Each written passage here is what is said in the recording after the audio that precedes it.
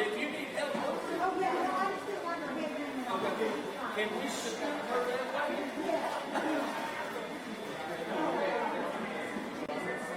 You don't see any wheel carts in there for oxygen, do you? No, sir.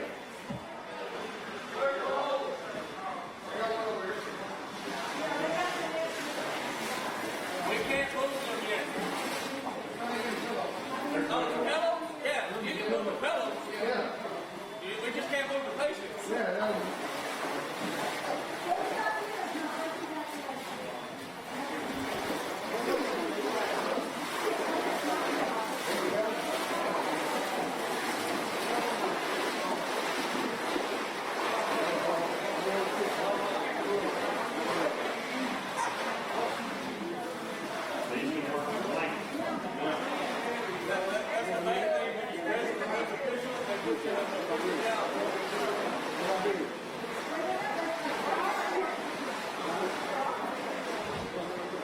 I'm going to make our way towards the front.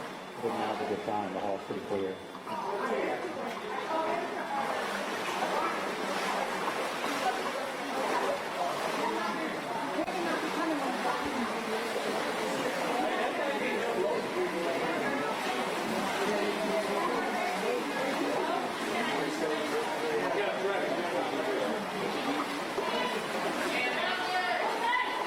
ABC 13 Houston. Yes, sir.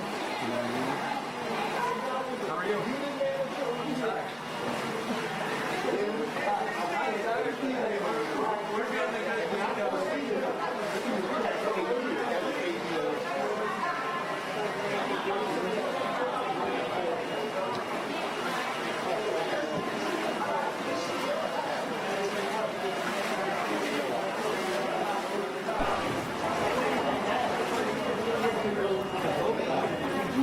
Let's go over here, Carl. Let's go to this side.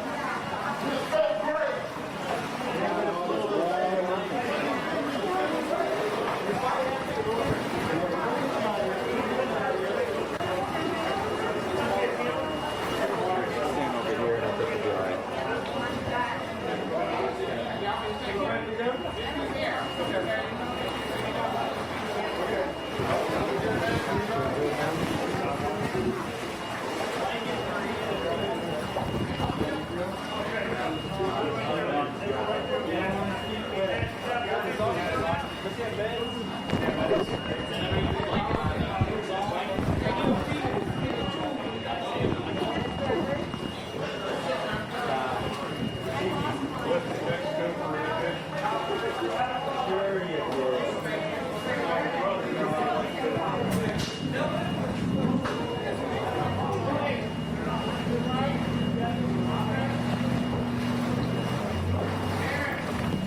Take this off? I just feel like it has to be kind of cleaner for, no, like looks wise. Do you think it needs to be cleaner?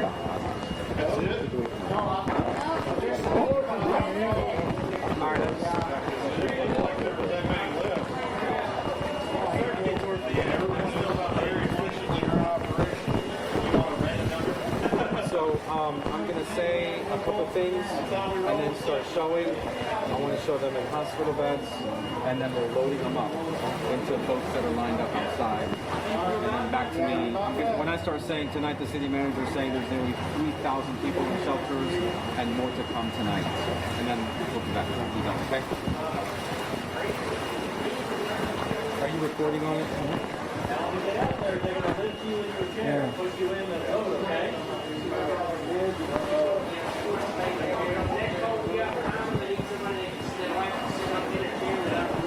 All right, ready? 3, 2, and 1.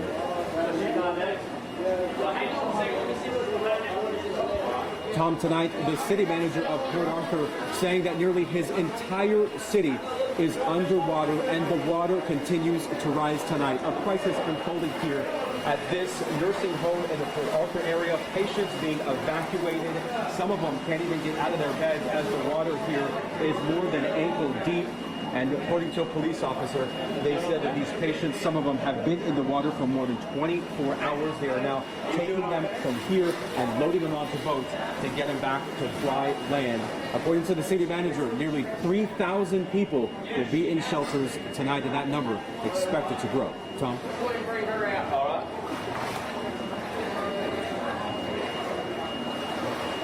Yeah. It's good? Huh?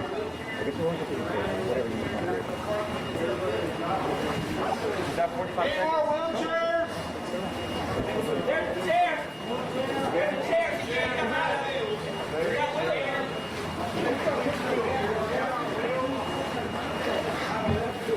This is it. So, me and him can probably get started. Hey, is anybody else in here needs to be elevated? That's it. You have to say this chair. You have to say the chair.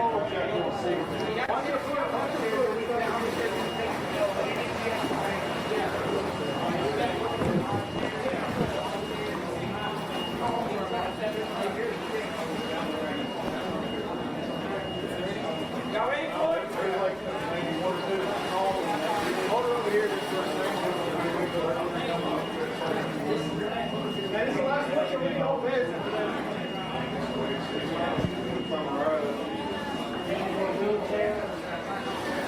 Any more wheelchairs back there?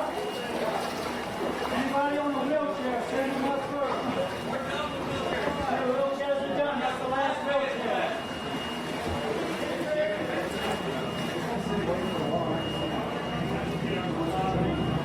Hello? Hey, hold on. Can you hear me? Okay. I just recorded something for World News Tonight, the 45-second look live. Colleen said I needed to record it and send it back.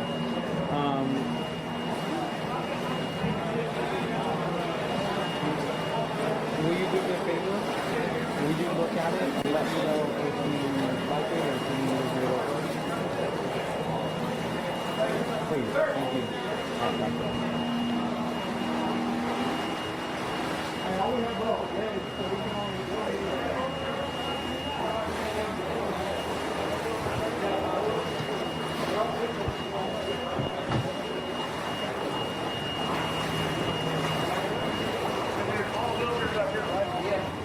I don't think they'll get anyone. This is all the patients. Yeah, this is it, they're all have to stay.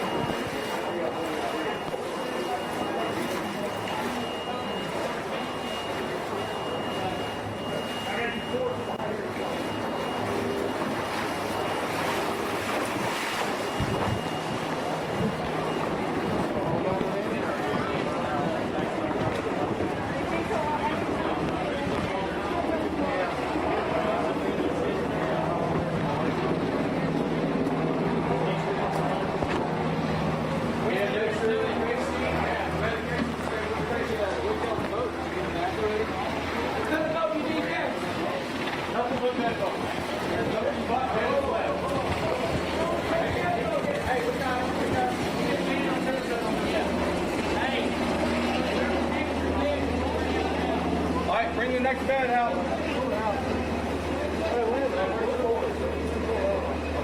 Go ahead, go. Before the second, they're going to pull out of here, get out of the way. I can't handle anything. You don't have a bed? I mean, Tell people everybody else is bed. Y'all move out of the way. Hey, let's come get this boat out of here.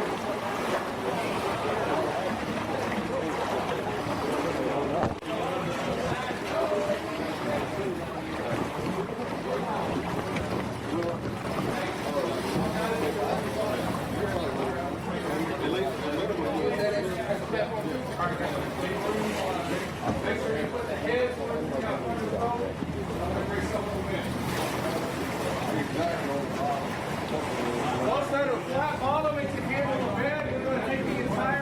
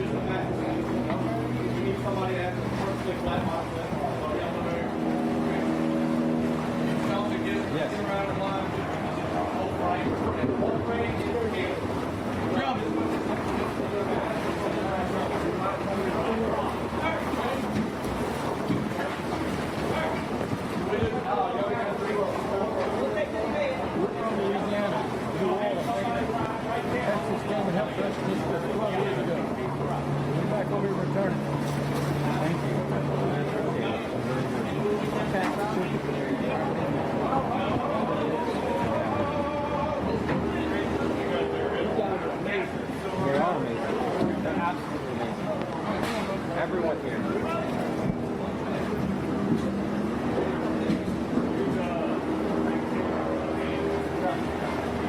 Hey guys, I'm here if you need me, okay?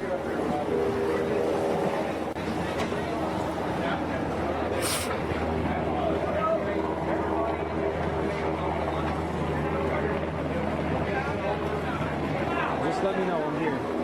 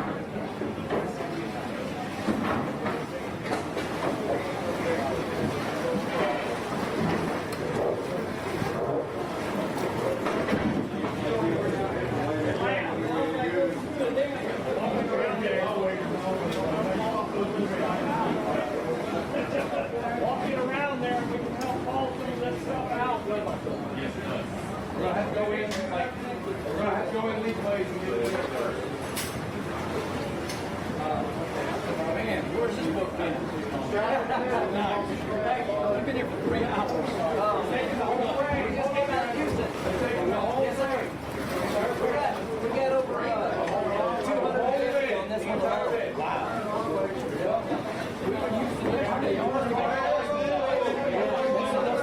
We didn't know we were going to get here on 9th. We came at 9 this morning. Pretty bad.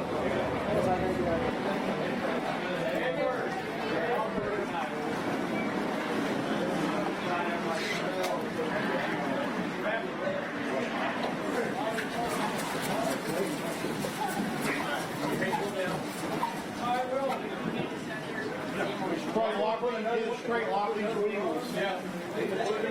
All the way over. All the way over to your side.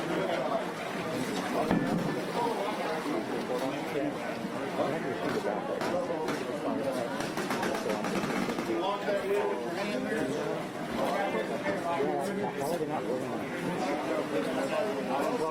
Y'all ready for the next one? Yeah.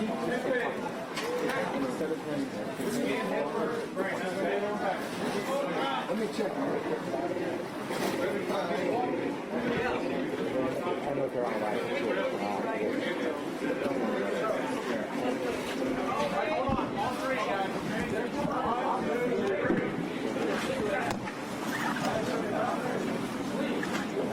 Don't they air like an hour early in the West Coast? After wheels get locked down and They want to go to us next.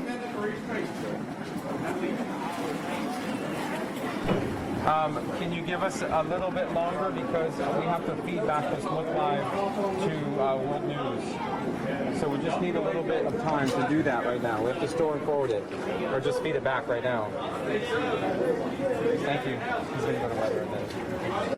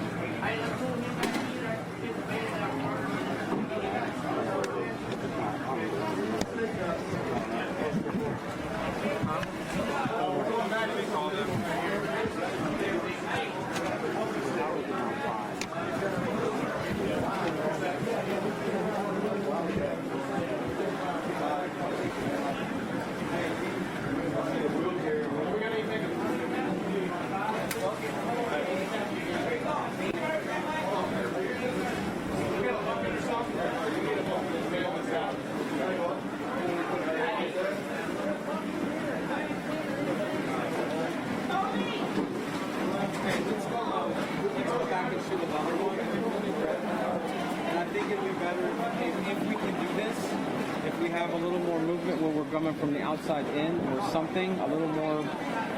And I think it was too short anyways the last time. Yeah, he said he's going to tell Charlie to roll on. Just record on it too.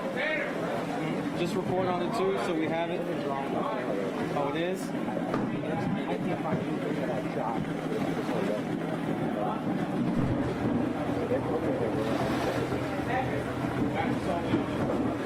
Well, now we have to re-record a look live. We have to re-record the look live. So, give us a second.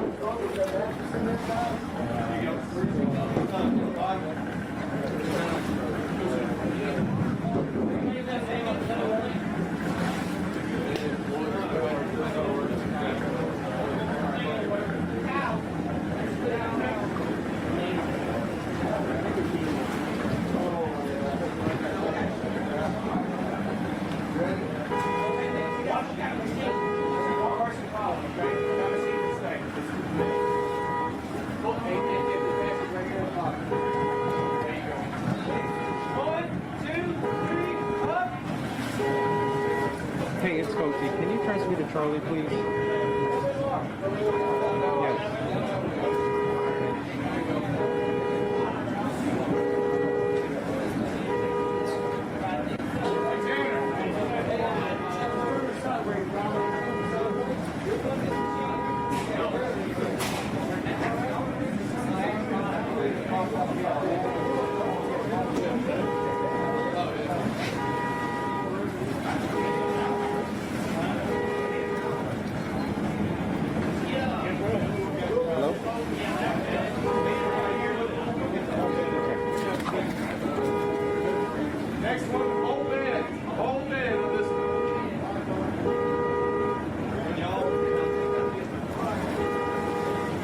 Hey, it's Coachy. Can you roll on this feed so that we can feed it out to World News? We haven't started. We just want a confirmation that it's rolling.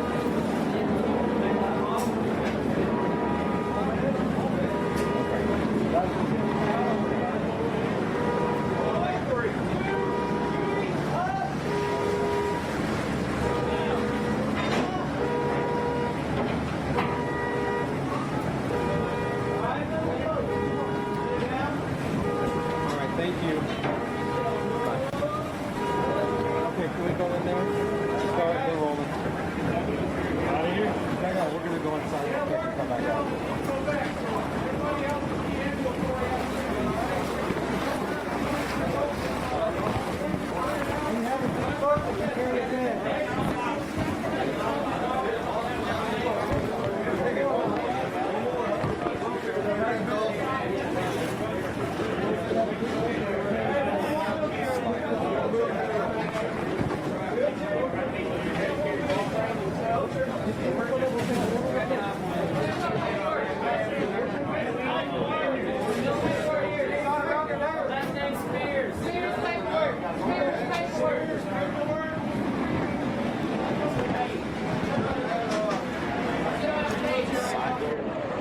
Is there a side door over here? A side door? Oh, one is right there, but it's locked. That third is locked. Locked. We're going home and we're trying to go in. So we want to do like a shot inside coming out to show like you guys have it. But I know the door, it's only a small door and I don't want to get in the way. Is it clear? All right, let's just do it here.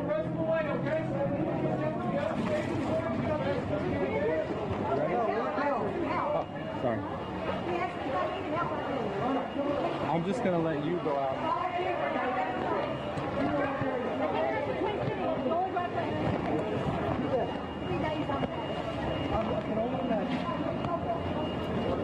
Okay. All right, ready? And I just want you to go out, and then we keep talking, okay? 3, 2, and 1. Tom, tonight the city of Port Arthur, one more time, sorry. 3, 2, and 1. Tom, tonight the city manager of Port Arthur is saying that nearly his entire city is underwater, and a crisis tonight unfolding at this nursing home. Nearly 100 patients had to be evacuated from here, and you can see the water almost ankle deep, and it is much deeper on the outside. Many patients very critical. They had to be taken off of their beds, some of them even loaded with their beds onto rescue boats. Tonight, the city says that nearly 3,000 people have evacuated and are in shelters tonight. And that number, Tom, expected got some more. More patients? Come on. No. Okay. Need a ride? Hey, let's get this boat out of here. Who doesn't have paperwork? That's why we're trying to get you there. Because we had no idea there was from there where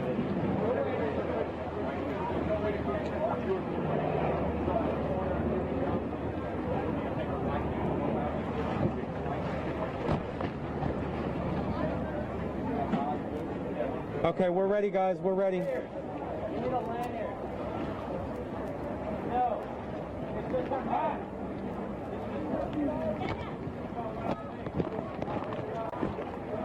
Okay, ready?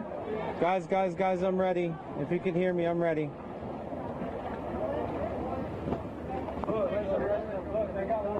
Oh, okay, they've already evacuated everyone, so this is the last one to hear. I want to talk to this guy over. Okay, all right, thank you. I want to go talk to that guy over there too, okay? He was very emotional.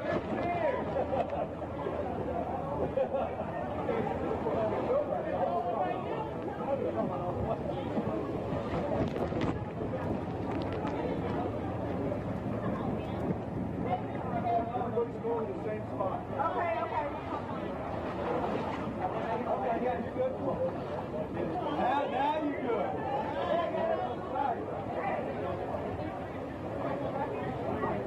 Sir,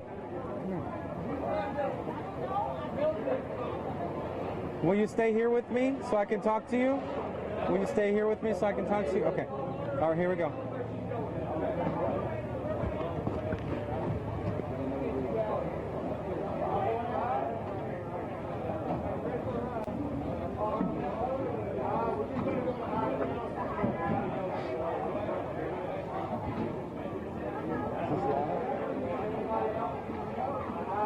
Yeah, they did. And in fact, according to the police officer that we spoke to, tensions rose because of that, because they would not let their loved ones out. And you can see that is the final patient being taken out by boat on her bed this time, away from this nursing home that was underwater about ankle deep inside, much deeper on the outside. According to that police officer that we spoke to earlier, he said that some of these patients were inside of this facility for within water for nearly 24 hours at least. Now, I met this gentleman here. He's been helping load the patients up out here because we had a line of boats that responded to this call, a line of boats that were waiting to take these patients out. You came here. You lent a helping hand to carry a lot of these patients not able to move, not able to get out of their beds. How are you feeling right now? Good. Now that the last one's out, it makes you feel good that you can come in and really make a difference. And this is what it's all about. You look at the volunteers from all over the country that are here. Of course, the Cajun Navy from Louisiana, but Kentucky, Ohio, here just to help out. It warms your heart. What has it been for you like emotionally doing this? Because you pulled me to the side and you almost broke down and cried. I did. And I was about to tell you, just keep it together for just a little bit longer. We did it several years ago back in Louisiana. We entered a nursing home while working for the ambulance service, and that was about 25 or 30 years ago. And it all came back. It all came back, and the same emotions, the same thing that you feel, and it was a little hard for a while. I'm sure you're not really able to fully process what's going on. Maybe tonight you'll be able to sit down. That's what I've been telling myself. I think so, and it's good. And these volunteers, for people who have never been in this kind of situation before, but just amazing to see them come together, all the boats that showed up and people that came in the room. This is what it's all about. It's not about the politics or whatever. It's about Americans helping when they need help.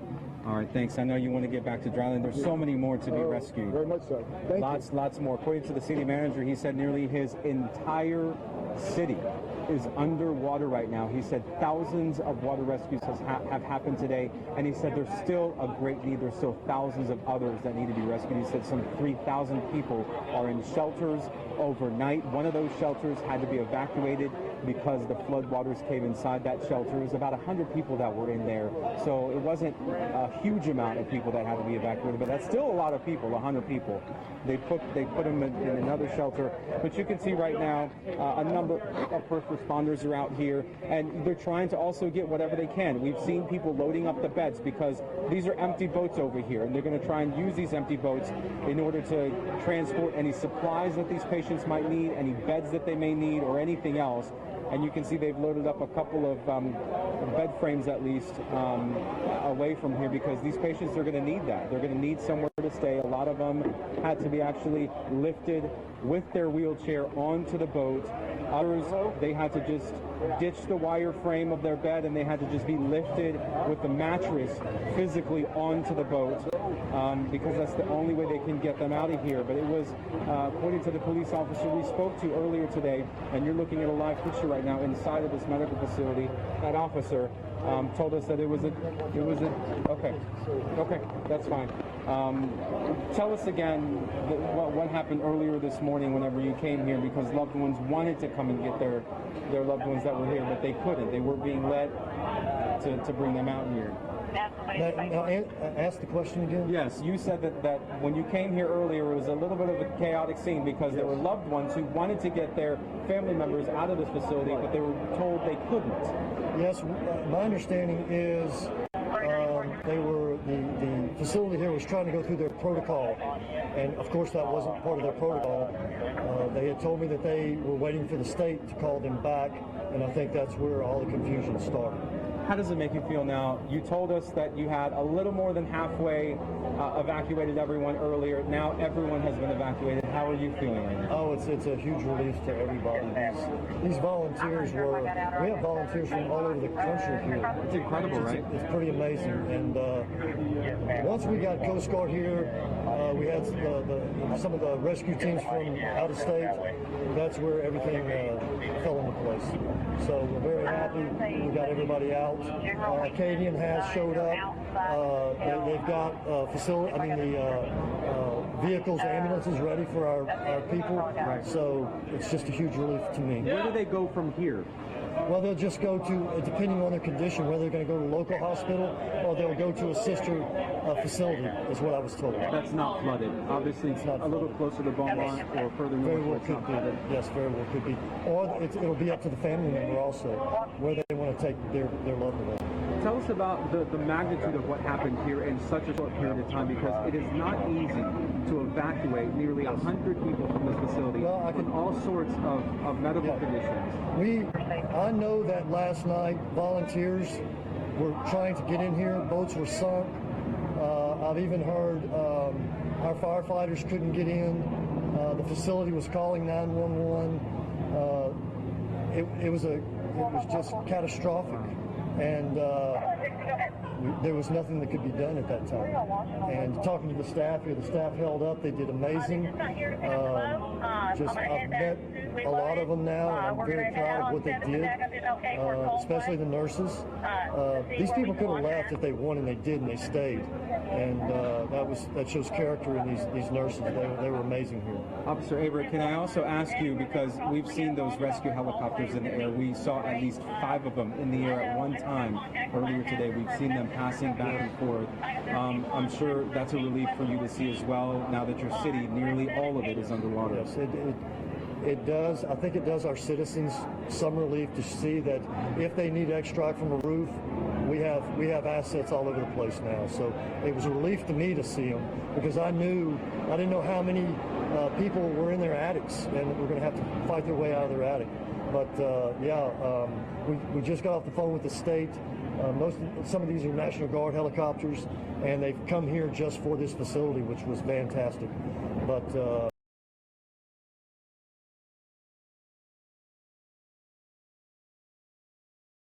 you said that there may be another situation like this, or there could have been another situation like this earlier today. Same kind of situation where there's people in a nursing home that obviously takes time to get I'm sure out. there could have been. These nursing home have their protocol, and that's what they go by. And talking to state people, all the nursing homes were calling their state reps, their state contacts, but they just didn't understand that the situation on the ground, which is not uncommon. Absolutely. You know, we tell people in a crisis situation like in Rita and I, really, it's for about 24 to 48 hours. You have to fend for yourself. You have to fight and to do what's right. And then usually the assets will show up about that time. But this is within 24 hours of our crisis, and we've got our assets here. So it's incredible. You guys showed up just in the nick of time, I'd like to say, because as you look down that hallway, guys, you can see that water up to the baseboards, and in some of the rooms, there's chairs there. And you said to us that there have been patients that were possibly in this water for nearly 24 hours. So I'm sure for them it's very, it's a good feeling as we see this helicopter just coming over here. I just want to take a look at those here. Swinging by just to see if there's any other need over here. They're giving them the thumbs up, telling them that everyone is out. No one needs to be rescued. Electricity within these nursing homes, there's still power here to all these places, and we're all standing in water. Electrical outlets, it makes you nervous. And okay, now you've made me nervous, and I just want to leave. But hey. But it didn't matter, because everyone in there was in there. They were committed, and they got in there, and they did everything they could. And it seemed like you guys had it down to a science almost, getting everyone out in a matter of 30 minutes. Yeah, it was the guys that these volunteers and these extra EMTs and rescue workers that came in from. They all said they went to Houston. Yeah. Houston said they didn't need them, so they came to Port Arthur, Texas, and thank God they did. Well, there was a guy with the Cajun Navy, and he told me that we helped them during Katrina, so he said he's returning the favor to us. Yeah, it's amazing. You know, it's awesome. I know you have a very busy day ahead of you, a very busy night ahead of you, and possibly through the next day and for several days. It'll be a long haul. The next couple of weeks is going to be tough. We just hope the sun comes out tomorrow and some of this water starts draining off. All right, thank you so much. We appreciate it. And guys, it's a relief. It's a relief not only to the officers here, it's a relief to all of those others that came out, just normal citizens who heard about the need, who were at the staging location about 20-minute boat ride away from here, who heard that there was a need here at this facility, and they came. And not only did they come, they came in droves. They lined up outside of this awning here, and one by one, they actually took every single patient out of here, nearly 100 evacuated. And tonight, 3,000 people spending the night in shelters in the Port Arthur area, and that number could certainly grow. Back to you.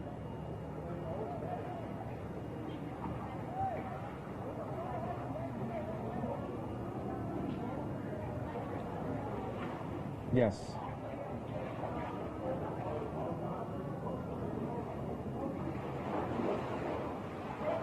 Thank you. We got to get out of here before we get stuck. The battery's at 30%. Okay, we got to just get back.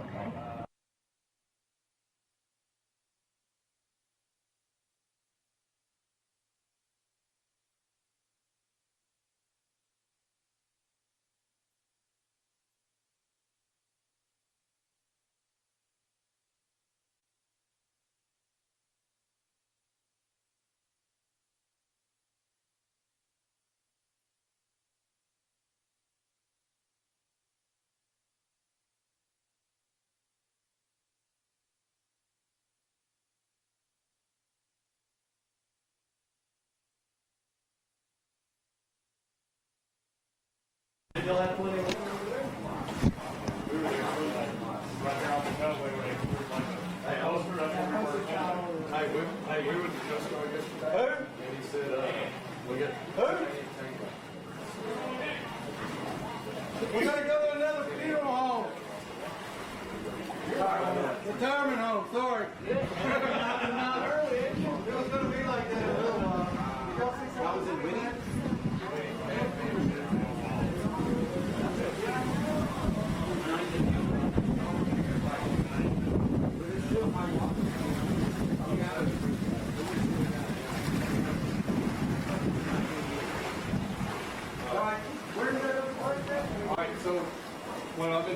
go down here till you hit the main road, and you make it hang right. It's on 9th Street. It's called Cypress Glen. Cypress Glen. All right, we gotta go cover it. This road down now.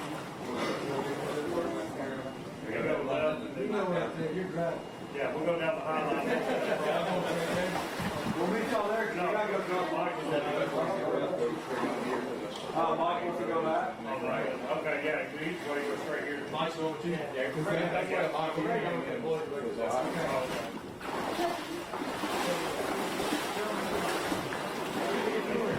How waterproof is your camera? I'm very. How'd y'all get here? 90.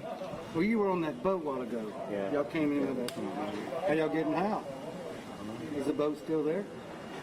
He left, huh? Oh, yeah. I don't know how we You get start counting boats and counting rides, huh? people. Yeah. I wish we could try to get on that one. Okay. Hey, can we catch a ride with y'all? Is that all right? Y'all heading back? You can catch. Okay, guys. Let's try and Mike, Yeah, we got let's more go back room down in to there. Johnson. The border. Let's try and bring them. Yeah, we can hold 2 more, huh? I'm sure that water's going down on that. Yeah, shit ain't A little going bit. down.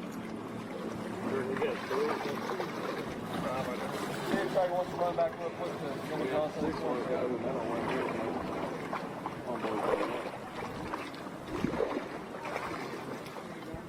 Yeah, we're good, bro. If y'all ready to roll. All right, cool. Hey, Foti. You ready? You ready? You might not be too ready.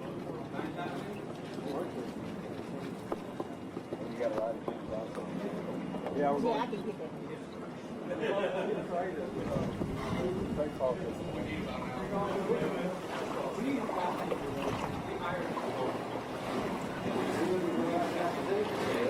Oh, man. Hey, y'all got room for some people to ride with y'all? Y'all better get in the boat. Hey, you want to hop on this boat? Yeah, I think we're in too. Did you ask him? We got Okay. I just want to get the officer's name. He's coming with They're us. fixing to He's leave. riding out with us. He's coming out in just a minute, but they're locking all the doors right now.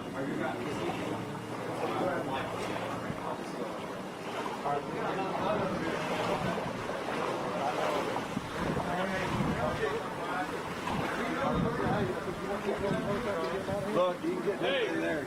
Boys, come on. Yeah, we need to think about it. Okay,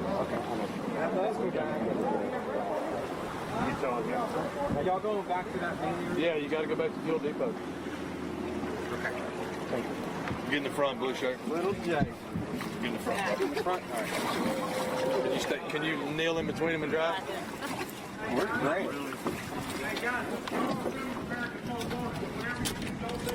Yeah, go for it.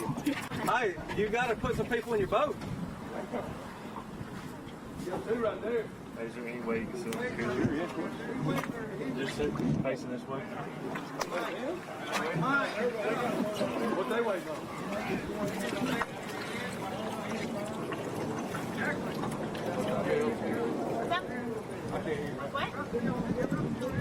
That's really a match that we can take right now. Yeah.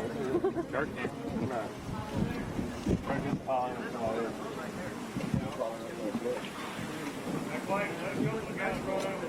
Yeah, I am. I think I can do this.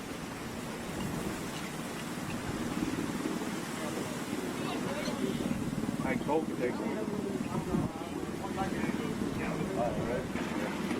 Great. Night.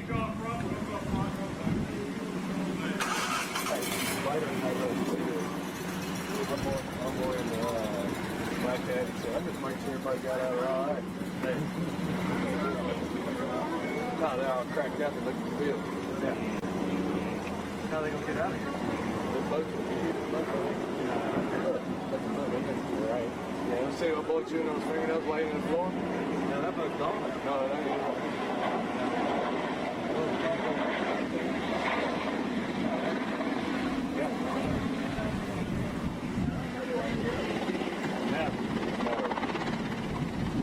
That's that one. Director. Is it the same one or not? I think so. They don't. Oh, they already in there. That's what they're doing. Hanging around waiting for something. Don't hit a nursing home.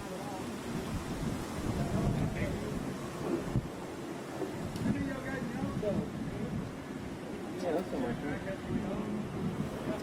Oh, yeah. Fighters much like this guy.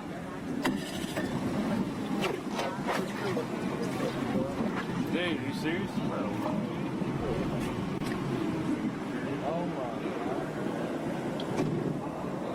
What happened? They've been gone for a long I know they have. Are they on the wrong way, maybe? That's what's wrong with people not. Everybody wants to help, but sometimes you don't want to hinder. We were here last night. Oh, really? And you wouldn't let me know. I was here last night. Nobody wanted to leave. That's what Well, I don't know if they anybody, I don't know who wanted to leave and who didn't, but nobody was the left. administrator wouldn't let us leave. That was bullshit. And the houses were on fire right there behind y'all. It's still stuck.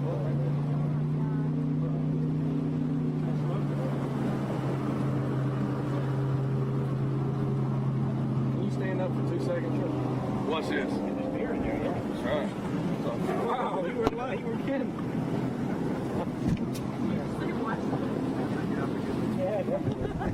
Sorry, dude. I won't be on TV drinking cold beer. Oh, no. It must be his first time. No. She used to date dude. Tight shot? Well, No. You get some of this. I saw My that. little buddy. Now finally come walking over, come running, and I said, hell, let's go check him out, see if he wants to take your bite here. And he said, how's it going? I said, it fucking sucks. I said, how many people can you take? He goes, not authorized. I said, well, then get the fuck out of here and quit burning diesel. That's all they've been doing all day. They ain't landed a helicopter yet, besides that one. And they ain't done nothing. Except for take pictures. No offense. We get paid to do it. I've been swimming for 2 fucking days. It sucks. Man, where y'all going? Hey, bro. Go down the high line. Take the high line. Where's it going? Follow us. It goes where we need to go. Go back to, no, it goes to Jimmy Johnson, back to Twin City. Follow me. What? Yes, that's where everybody's supposed to go. How much the boat took? Make sure you add it on. That'd have been better off in the first song. What a boat ride. That boat ride with Kurt Thomas, Ryan, that's like me. A lot of editing, a lot of bleeping.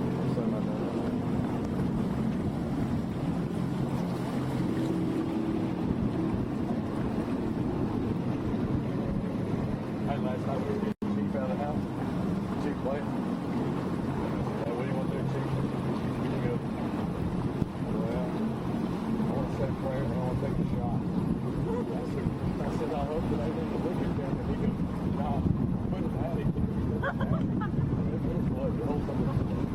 Is that the Port Arthur chief?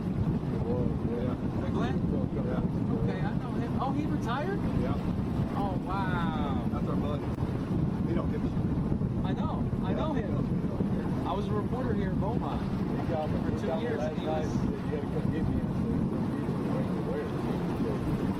I don't have no baby.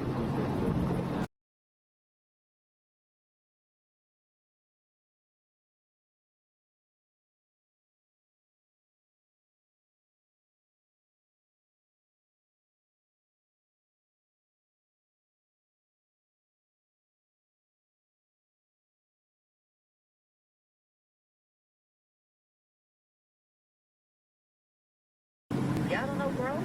Yeah, I just didn't know how it was. Oh, Yeah, yes, ma'am. I know. like, You want to see what cage he's been in? What rock you been under? Don't know the Grove? okay, that's right there, yeah. All those roads and like off the plaza. Yes, yes. Yeah, those were all flooded out whenever that. So a lot of 73 in Maine. all the way around.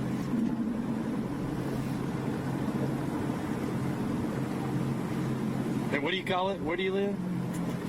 Grove? Big Rose. Big Rose. Oh, Big Grove. That's what everybody used to say, old Oh, school. Big Grove. That's what the old school used to say. Big Grove. Okay, Big Grove. All my grandparents all used to say the Groves. Headed to the Groves. Gotcha. You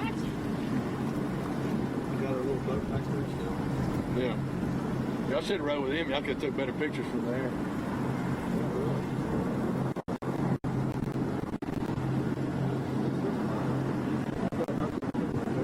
Looking behind you.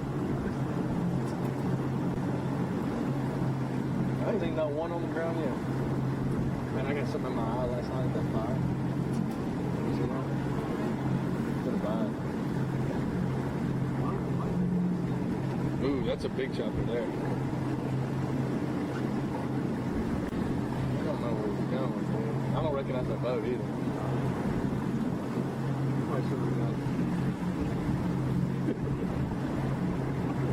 It's probably from the Groves. I heard that.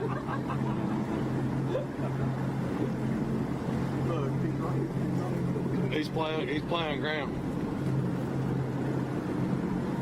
Why don't you just follow But us? tell him if he wanted to mow for energy, he must have Check been it out somewhere else.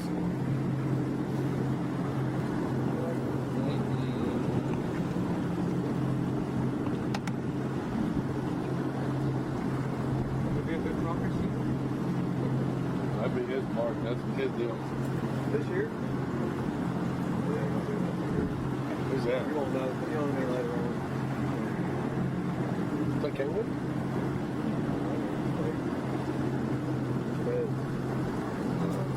Take a picture.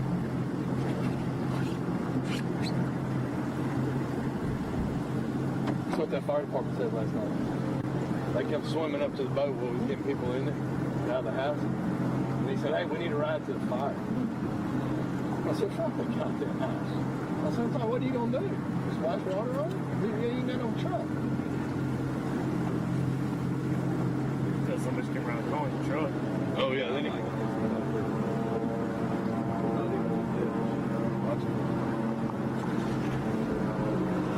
Hey, Bonnie, they're empty. Nursing home's done. Now he's gonna. Okay.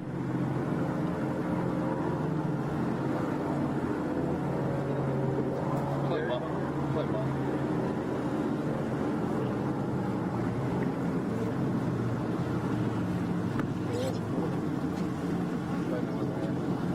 Hey guys, hey, that big flat bottom boat right there, they're not from in town. They got two people on Stretchers. with stretchers, wheelchairs. They're lost. We keep trying to get them back this way. They need to go to Jimmy J. Yeah, man, we've been trying. This is deep right here. You bring a lot of people to put on the little theater. That's somebody's got a Tahoe by here. How about the Fuel Depot? Jimmy Johnson. Okay, Fuel Depot, Jimmy Johnson, 22. All right.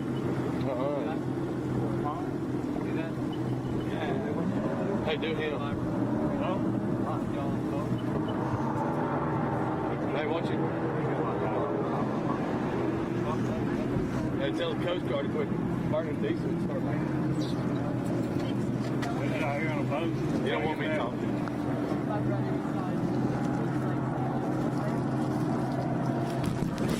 Your brother used to say what? Oh, man. Are you about to film? Huh? Somebody shot me. Yeah, watch your mouth. You do him. I'll do it. Oh, this is live TV? Watch your mouth.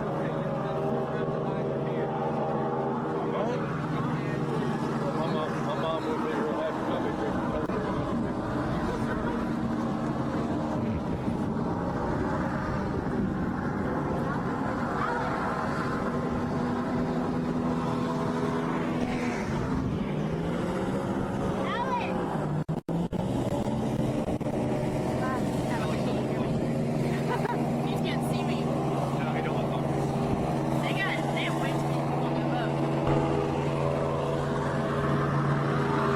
I can hear you, Jerry.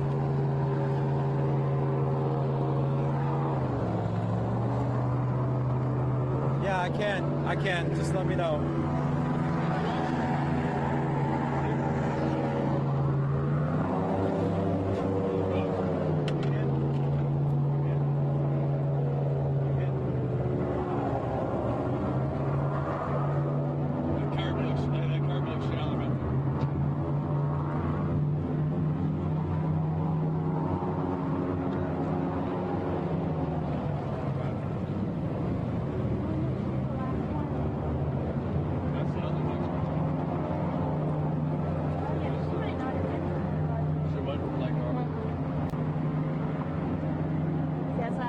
other ones are clear, the other not.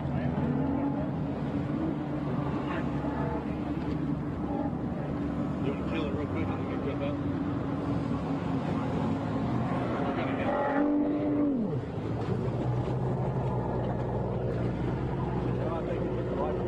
Before he went. What is this street right here? This is Jimmy Johnson. Jimmy Johnson. Yeah, a lot of people are going out to the Port Arthur Little Theater, and they're bringing a lot of nursing home patients out that way. I guess the ones that they can't get to Maxwell, they're probably bringing here. Okay. It's probably a lot more accessible. Come on in.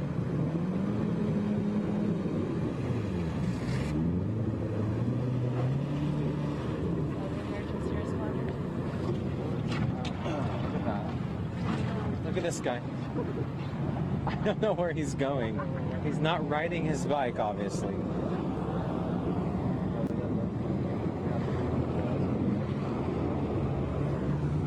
Jimmy Johnson? Jimmy Johnson. Like the coach. Like the coach, okay.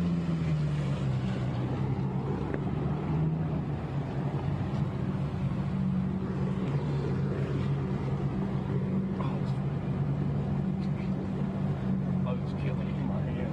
Dude, I walked from Bowling Alley in there last night. Okay, it's Rebecca and then us, so Rebecca's almost done. Oh, you're going real live. Yes, in Houston. Yeah. Wait till you get up here then.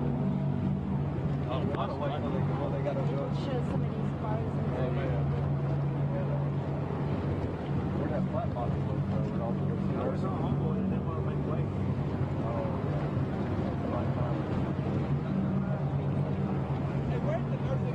What's that? YMCA, 9th Avenue, Cypress Glen. Straight. Straight and go down 9th Avenue. Straight down Jimmy J to 9th. Take a left. You're going to have to go around the overpass.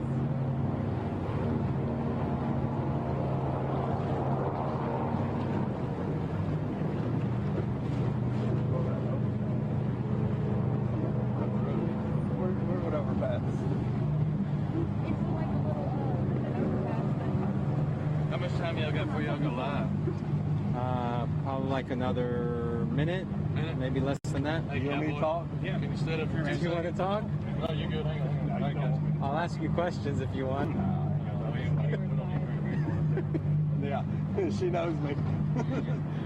She's heard stories. You don't want to. You don't ask me.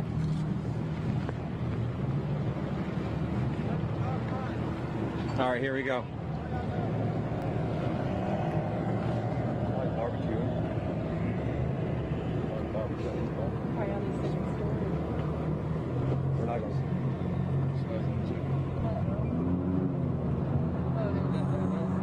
Why are they going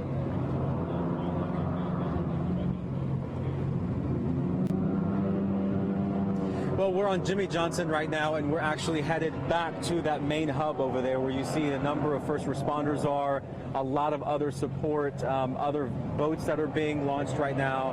That is a telling story right there. You can see just how many people are waiting there to receive those nursing home patients that we showed you not too long ago. That is where they're going, and they're actually getting triaged right now over there, and then they're being taken to the appropriate facilities where they need to go right now, whether it's to a hospital in the Beaumont area that's not flooded, or to a sister nursing home to the one that they just came from.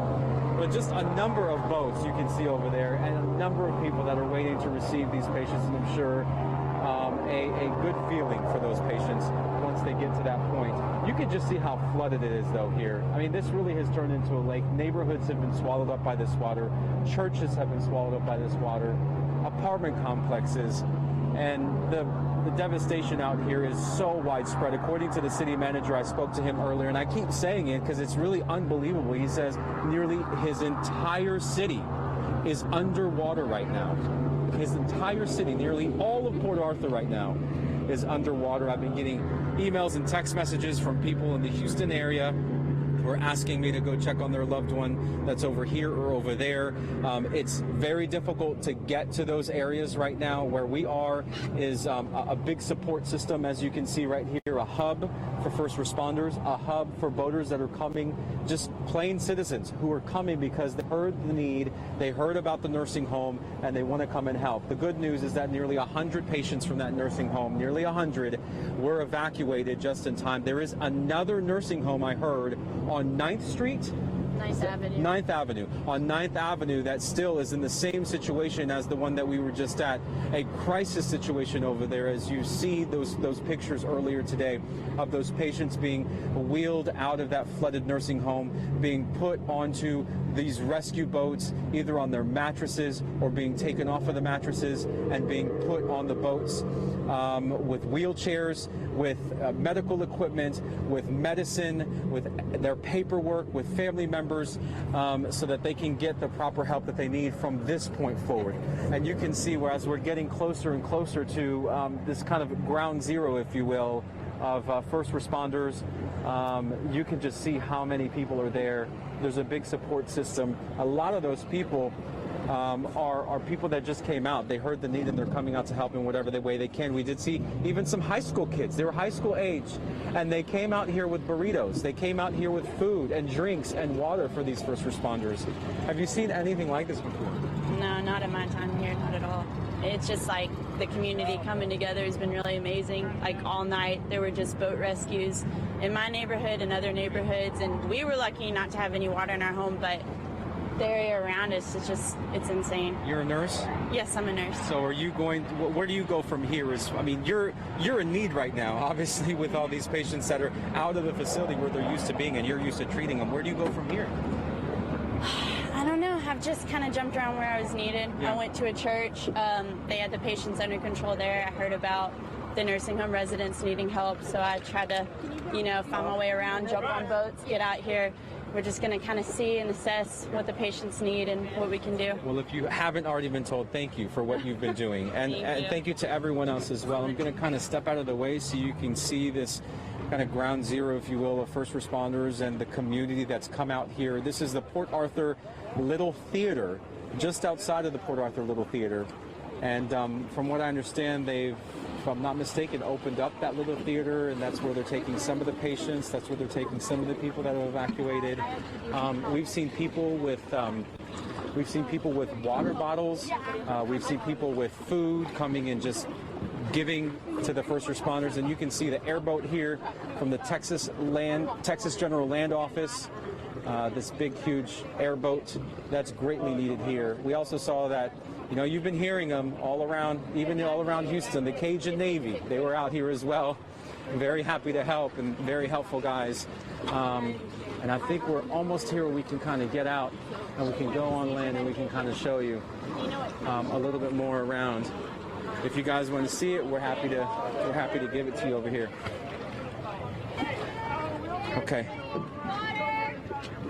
We're going to try and get out real quick. All right. It's a drop off? Okay, we'll be very careful. Yeah, it's really hard to tell in this water. It's really murky, so it's really difficult to step. You got to kind of shuffle your feet. But you can see right over there these high school kids. I'm guessing high school kids. They look like high school kids. They have chips and water to give to these first responders.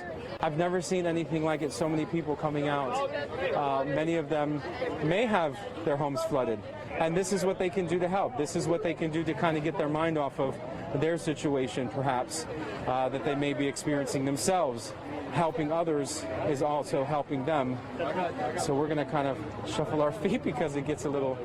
You can see one of the patients over here that they got from the nursing home, that gentleman right over there.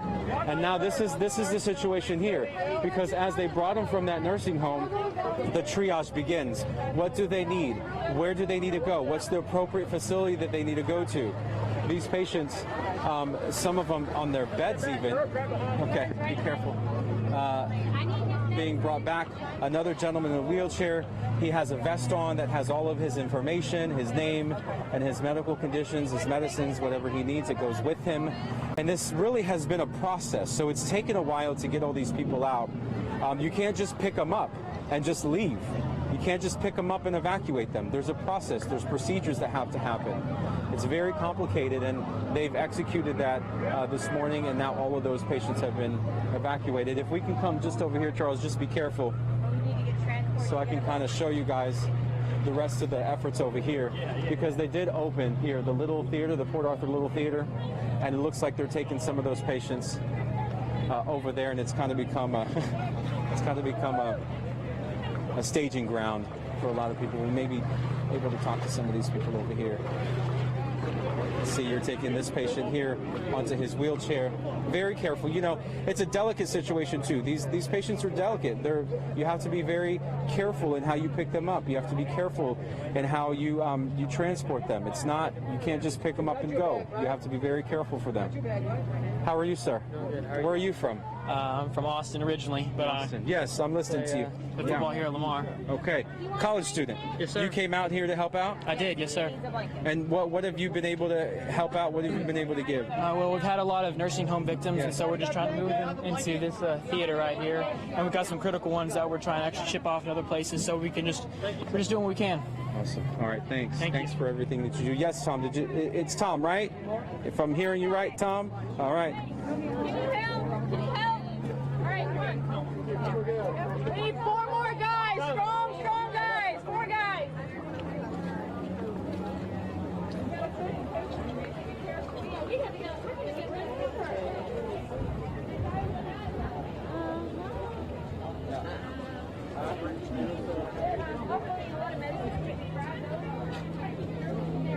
Yes.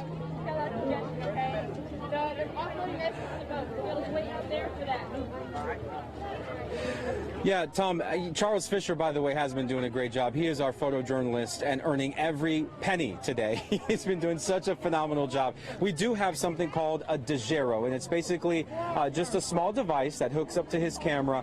It has a number of cell phone cards, is the easiest way to describe it, at least 6 of them, and it gives us enough broadband to be able to broadcast that signal back to the TV station, back to our servers at the TV station, and those servers you guys are able to put on the screen for everyone in Houston to see. And it's completely mobile. So there's only one wire going in from the camera, one going into the Dejero, and we can literally go anywhere that we want, anywhere that we're allowed, obviously.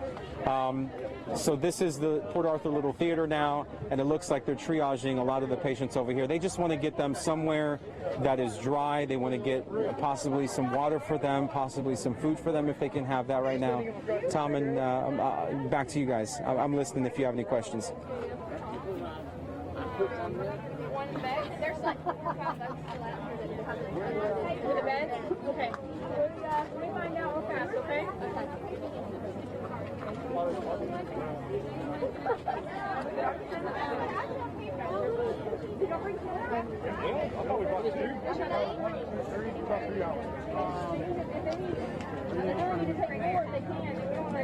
That's right. So what I understand is that every patient's family member has been contacted. So they've been telling them where they're going to take them. So the patient's families are going to come here and they're going to be with their loved ones. Some of them, from what I understand from the police sergeant that we talked to earlier, he said that some of them actually came up to the facility and wanted to take their loved ones out, but they couldn't take them out in time because of the fact that they still needed to be processed and discharged. So that process took some time. They were able to get on the boats with these patients and come back here. So some of the patients do have their family members here with them. Other patients don't. Other patients are waiting for their family members to get here. Mind you, some of them may be flooded. Some of them may be in Port Arthur. Absolutely. I mean, you look at some of their faces, and you know they're in disbelief. They're in disbelief, and you can tell. What do? This is the situation they're in. They at least have some blankets on them so they're not cold. There's people that are going around asking them if they can get them anything. You know, there's a nurse over there that I see. They're calling for ER nurses right now. We have seen some nurses over there that are just kind of checking patients' vitals if they can. Whatever they can do right now to make them comfortable until they can get them inside. Gina and Tom. You get that? Yes.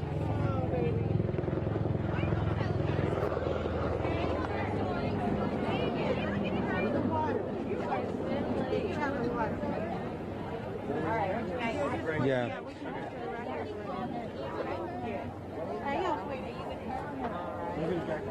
Absolutely, absolutely. And you know, yeah, absolutely. Well, this is just part of it, right? These are the senior citizens. These are the ones that were in that nursing home. But according to the city manager, there are thousands of people right now, thousands, he told me, that still need to be rescued. He said nearly his entire city is underwater. He said that the closer you get to the coast, it's deeper. The water is deeper. It's still very deep over here. And there's a number of people that were able to get out and some were not, because a lot of this rainwater came in the middle of the night and it kept rising and kept rising. Thank God that we have at least some break in the rain right now, so it's not raining on these poor elderly flood victims right now. But you see this patient right here being kind of checked out by this nurse. All the nurses in the area have been notified. I'm sure they know about this need and they're coming and they're serving. Yeah, yeah, absolutely. And Tom, one thing.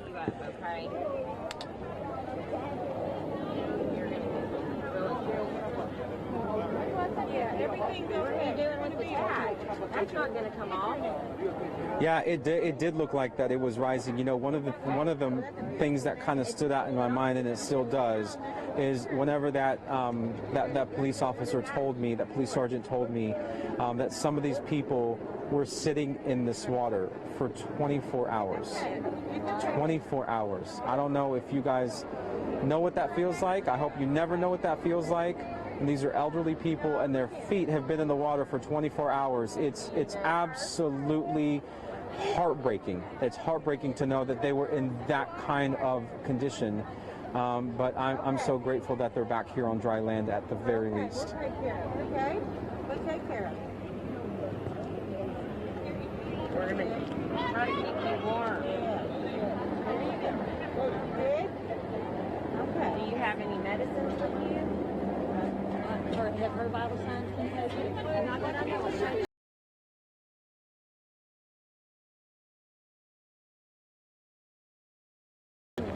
Okay.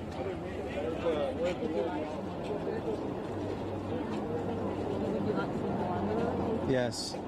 Yes. All right, thank you. We're good. Okay. Hey, we have to go change the battery, okay, guys? Buffalo Bayou, the expected rise that's still expected to happen.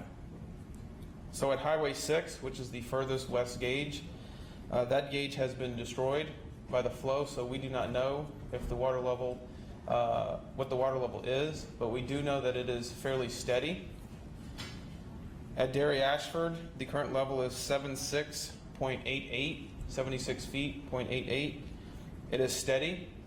It is not falling, or it is not rising or falling. At West Belt, the gauge has also been destroyed by the water. There is a USGS crew on site trying to put a new system in so we can get water level measurements. We do not know at this time if that gauge is rising or falling. However, given the several reports of increasing water in that region, it is likely that the water is rising in that area. At Piney Point, the current level is 62.4. It is forecast to rise this afternoon to 63.5. So that is going to be a fairly rapid rise of about a foot in the water level in and around the Piney Point area along Buffalo Bayou this afternoon. It is then forecast to continue to rise to near 64.1 feet late Thursday night or early Friday morning. So that's a continued rise, but it is spread out over time. And then further east at Shepherd Drive, the current water level is 25.1, and it is only forecast to increase to 25.8 by Friday. And we've talked about that this morning. As you move down the bayou gets larger, and so it is more capable of handling the upstream water that's coming down. I also wanted to mention Rummel Creek. This is a tributary to Buffalo Bayou that comes up on the west side of the Beltway, crosses I-10 near Beltway 8, and water is backing up or spreading north up some of these creeks that go into Buffalo Bayou. And there is some flooding that is occurring along these creeks. Even though you may be well away from the bayou, the water is moving up these creeks, and the creeks are coming out, and in some areas it is getting into the streets, and in some cases some homes. I want to stress that this is a record event along Buffalo Bayou. We are trying our best with the River Forecast Center to forecast as accurately as possible what the rises are going to be. But we are in unprecedented territory, and some of the flows that are happening we've never seen before. So water, as I've kind of mentioned throughout this event, water is going to places that we did not expect it to go. In other cases, it may be going into places that we thought it was going to go to and it's not going to. So it's a fluid situation along Buffalo Bayou at this time. A lot of this is being controlled by the release rates from the reservoirs, which have stayed constant today. However, there could be fluctuations in the water level as the release rates change. And right now they're not expected to change too much, but keep that in mind. The water could go up and down along the bayou over the next several days as water levels or as releases change in the bayou. I want to try to give an indication of where we're expecting inundation along Buffalo Bayou, and I'm going to roughly bound it by Memorial Drive to the north, Beltway in the center, and Briar Forest on the south. And I'm overestimating a little bit here, but if you live south of Memorial Drive, north of Briar Forest, west of Beltway 8, there could be impacts.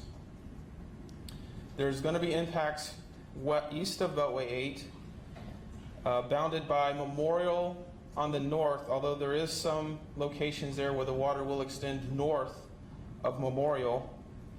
And then on the south, it's hard to tell here what exactly the streets are, but some of the subdivisions along the south side of the bayou are certainly going to see some inundation. Like I said, this is a changeable situation. We have seen some changes today where we expected the bayou to crest and hold steady. It has continued to slowly rise.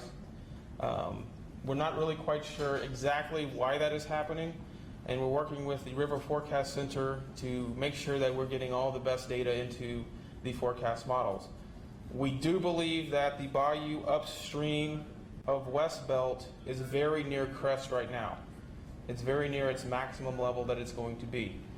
Then we think the majority of the rises will be from Beltway 8 downstream towards Piney Point, and then a little bit further down towards San Felipe. The other thing to mention is the Addicks overflow that is taking place. Some of that water will eventually get down to Rummel Creek also and flow into Buffalo Bayou. And that is expected to happen sometime over the next 24 hours. We need residents to be aware on the west side of Brittmore and the east side of Addicks Dam, in that corridor, that water that is coming out of Addicks Dam is going to be flowing down to the south in the direction of that area tonight. So those areas that are currently dry may begin to see some water rise initially in the streets and possibly getting into some homes. What we have seen today in the overflow area that is occurring on the north side of Addicks is some water is using the street systems to go south, and some water is using the underground drainage systems to be carried either to the south or off to the east into White Oak Bayou. So there is a combination of factors, as we've been discussing, that were going to happen as the water spilled out and it interacted with the landscape there. Any questions? Yes? This is a little unrelated, but I know that there's been a figure for now that there's been 100,000 homes that have been damaged. Is that just in the Houston area, or is that from like Corpus all the way up here? Right now, we don't have any hardcore estimates of the number of homes that have been damaged, but that figure would not be surprising to me. And the question was 100,000 homes damaged? There is not a figure currently in place that we've produced, but 100,000 is certainly not out of the question. We had many people worried about the Derry-Ashford area. They were asking if they should evacuate or what to do because they were seeing a lot of water getting into the homes. Okay. The question was along Derry-Ashford if people should evacuate. Again, we have seen that is a gauge that is operating currently on Buffalo Bayou. The water level is steady at this time, so we're not expecting a significant increase in the water level. One thing we have to understand is when we say the water level's steady, it could still rise a couple inches or fall a couple inches. But right now the water level is steady, so if you do not have water in your house currently around Derry-Ashford, you should be okay. Now, if you have water in the street, you could potentially be stuck at that location for an extended period of time. Again, what is happening along Buffalo Bayou is being controlled by the releases out of Addicks Dam. And until those releases are reduced significantly, the flooding will continue along Buffalo Bayou.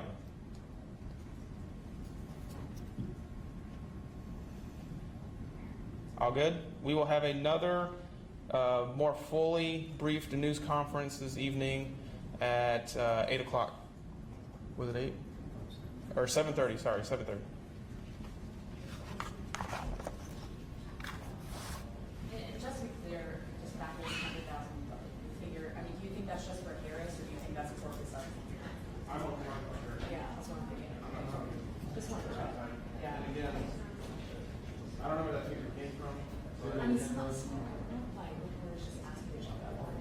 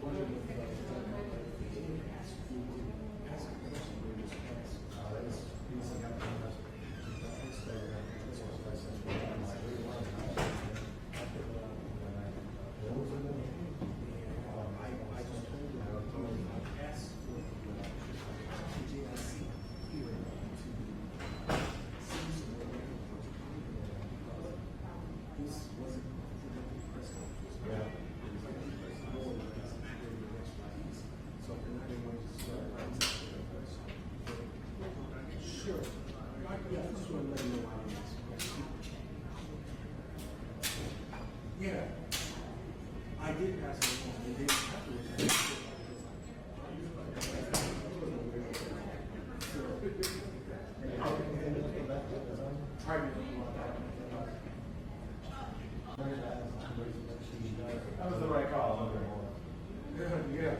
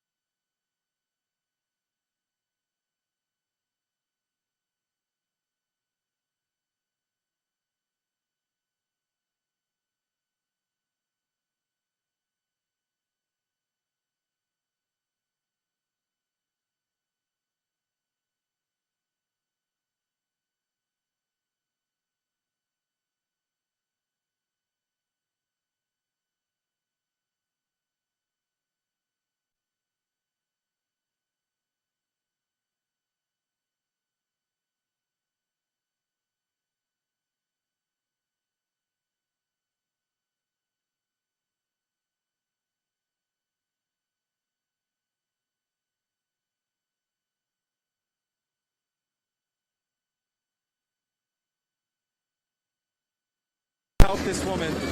And it looks like they're just trying to coordinate right now to see what they're going to do, where they're going to take this patient.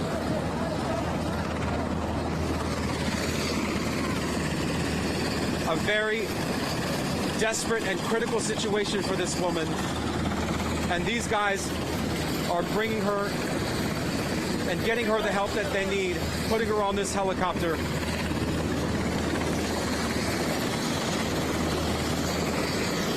So it looks like they kind of have to go around because of the wind that these blades are causing around these helicopters. They kind of have to be very careful. And not only that, but this is an elderly woman. She's bedridden. She was not able to be evacuated on her own. She had to be evacuated with the mattress. That is the exact same mattress that they took her out of that nursing home.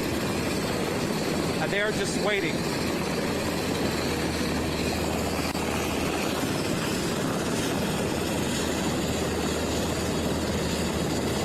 Well, she was going to be loaded in the other helicopter, but for some reason they didn't load her on that one, and they're loading her on this medical helicopter. So I'm not sure what kind of equipment that now this helicopter is going to hurry up and is going to take off. We're going to stand back just a little bit because it is going to be very windy. Now they may be taking her to a Beaumont hospital that's not too far away. And here's another patient. Here is a second patient that's now being brought out of a black SUV. A second person taken from that nursing home, evacuated from that nursing home just a short time ago. You want to get out of the way just a little bit so that they can do that.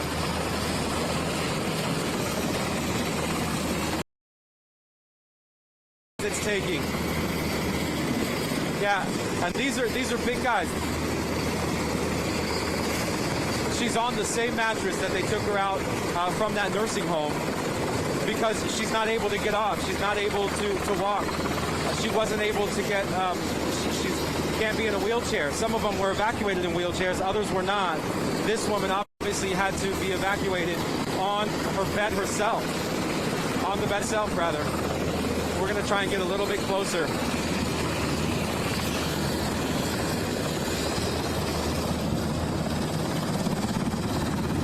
Well, the facility had water that was just above your ankle in some parts. It was deeper in other parts. In the rooms, it was a little bit deeper. And in fact, that police officer that we talked to earlier, he said that some of them were just, their feet were in the water for more than 24 hours, some of them, who could actually sit on a chair and whatnot. Others were in their beds. The water didn't get so high as their beds. But still a very difficult situation to see the water around you, obviously rising and rising. And you can see now that second patient being put into that medical helicopter with the other patient. So two now being loaded into this same helicopter. And it looks like there's even more patients that are just lining up here.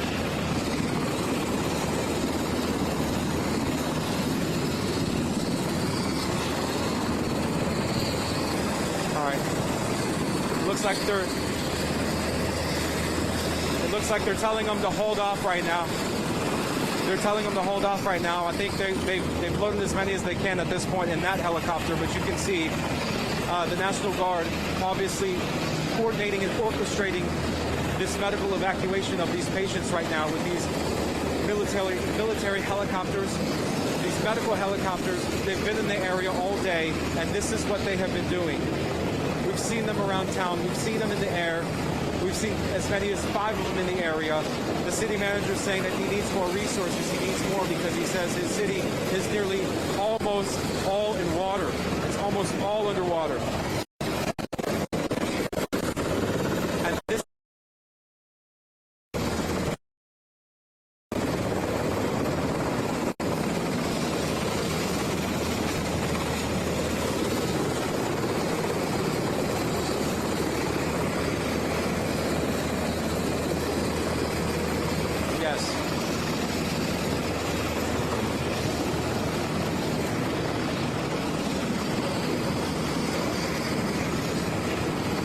Yeah, there is.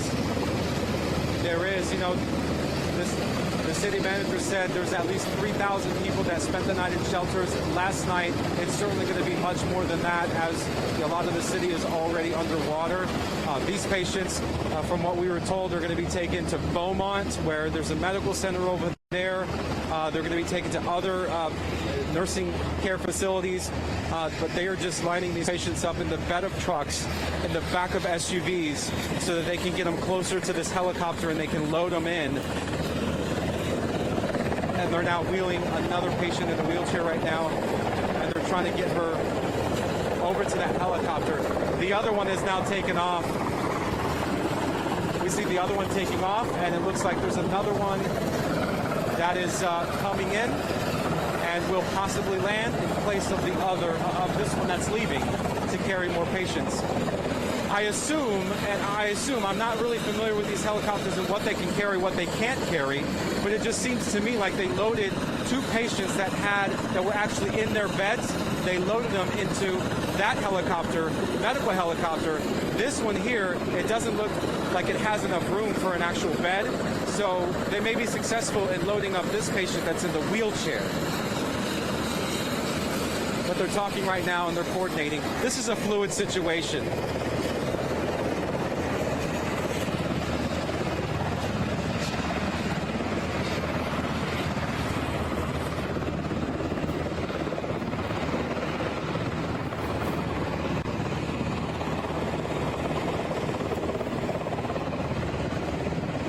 It really is. You know, this isn't something that we normally see. Obviously, you know, in a disaster area, this is something that is very critical, very important to these people.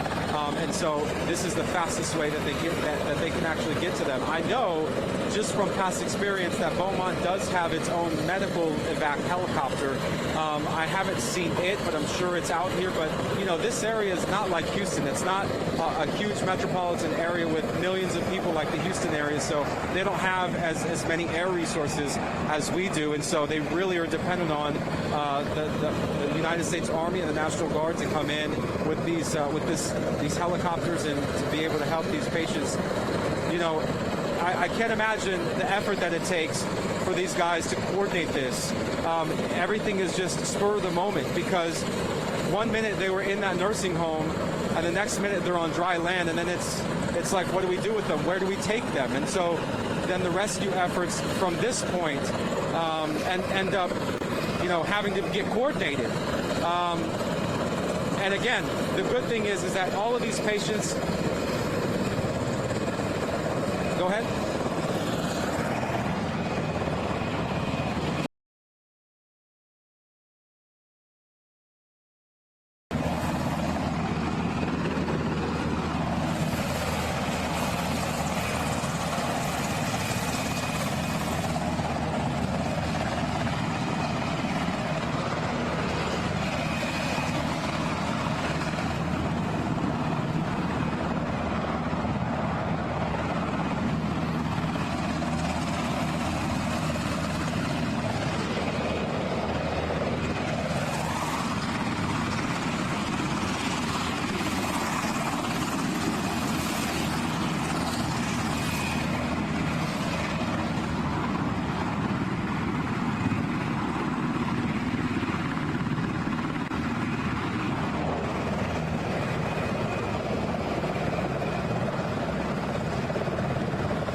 What I'm seeing now, you know, in the distance, it looks like what may be a Coast Guard helicopter, another helicopter in the sky. I'm seeing just a mad rush. I'm seeing a very critical situation where they have to get these patients, and again, there was nearly 100 of them. They have to get these patients somewhere because it is getting dark.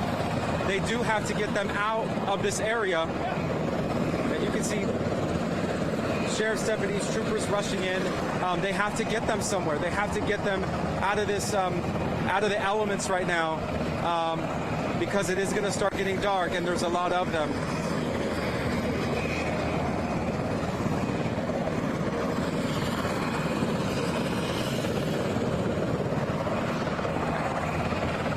And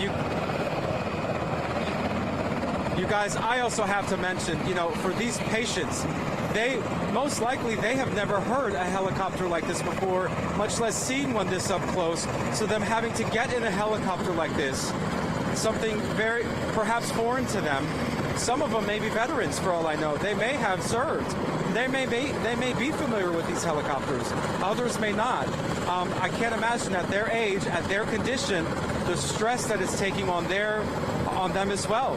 on their bodies, on their health. And that is also something that's being taken into consideration. They have those medics with them.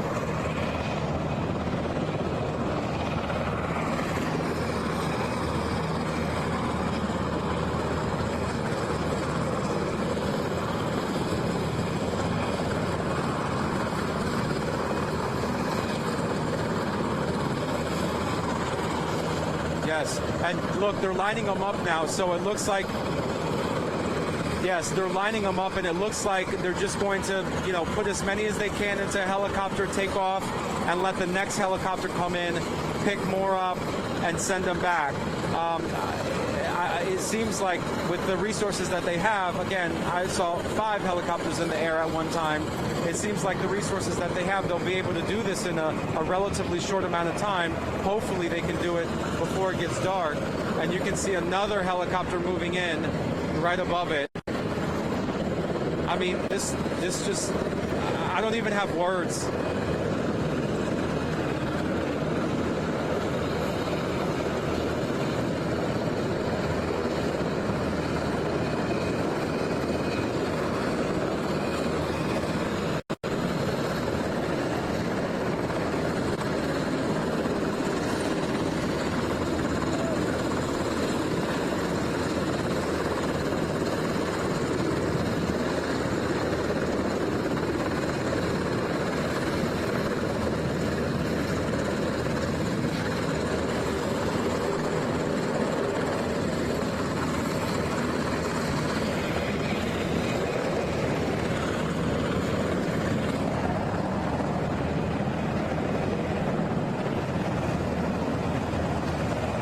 We're clear for now, but we're swinging on the back.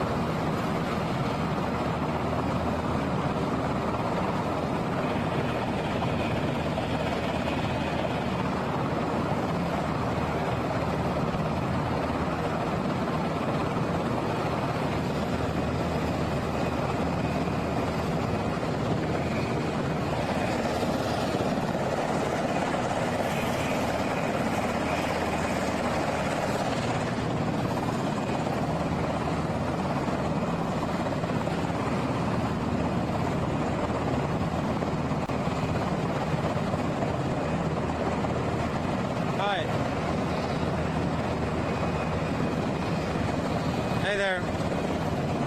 Do you need me or no?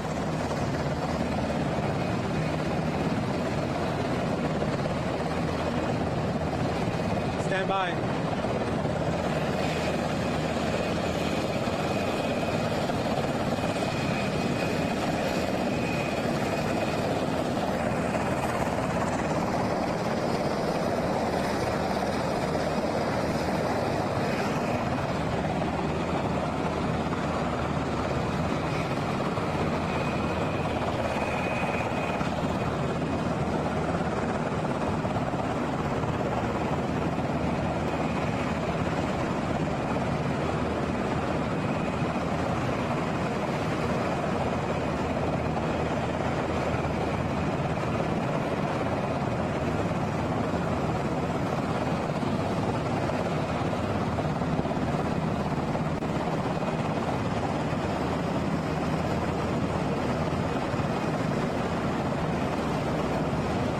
Yeah, that's right, and they've loaded at least almost a dozen of people that inside of that helicopter you can see right over there, and they're loading even more. They had them lined up, and now it looks like they're loading at what seems to be at least the 7th or 8th person, so almost a dozen people fitting inside of that helicopter.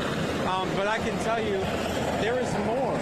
This is just the beginning, because Fisher, if you can, Charles, if you can actually look over here, this is a line of patients right here in the back of these trucks. A line of patients still waiting to be taken out of this area. These are critical patients that have been taken from that nursing home we told you about, where at least 100 people were just sitting in water for nearly 24 hours and were evacuated not too long ago, just hours ago. And now you can see the help has arrived to take them to where they can actually be cared for. This helicopter landed, I would say, about maybe 15 minutes or so. And it is it's loading up patients. This helicopter is only taking the patients that are in wheelchairs. That's what we've understand right now. Only patients in wheelchairs. So they're taking them and they're loading them in, and then this one is going to leave. And Charles, if we can walk just that way, we can show you the second helicopter also that's loading patients. And I'm listening alone. If you want to ask questions, I can hear you.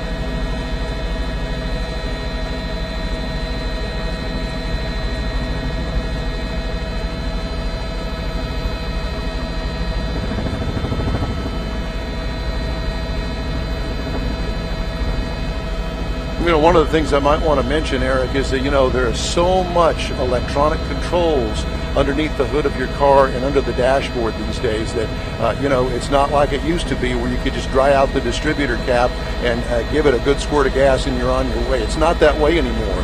And once the water gets into the electronics of a car, you're pretty much dead in the water, so to speak, to use a phrase.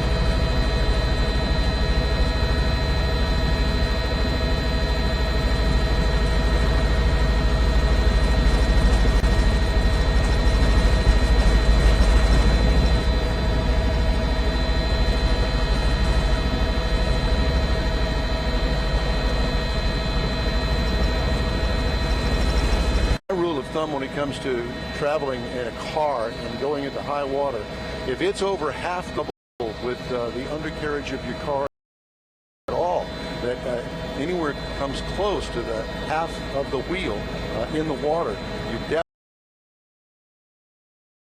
definitely the transmission, the differential, the rear axle, and those kind of things under your in this kind of situation around town. Turning around, not going in there. The only thing that we see going through are very large. Looks like they have a kayak or something to make it through. And if you don't have to, it's really better. Stalled out earlier, and folks had to abandon out. But you know, Don, the service you're providing with Sky Eyes live picture.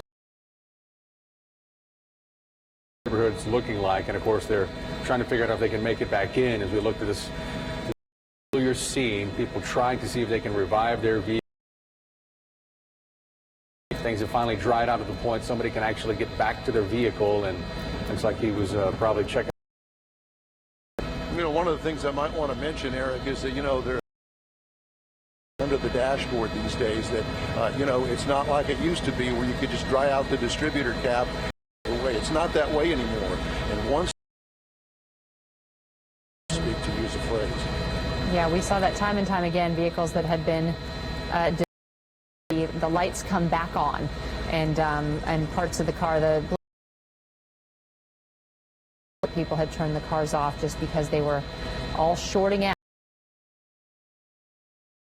It's not a passable road still at this point, and there's parts, even though I know people are trying to get through a couple of different spots there, most of that is not passable. And then we have designed to flood into these neighborhoods that certainly were not. And we can see so much. But there is a glimmer of hope here. It comes down the creek. At least there are some. The creek has come up into these homes, but still impassable around Clear Creek down here in the Friendswood area. We've all agreed that everybody is getting stir crazy in their house, but any kind of a drainage ditch, that sort of thing, another 24 hours, because you can face some serious consequences.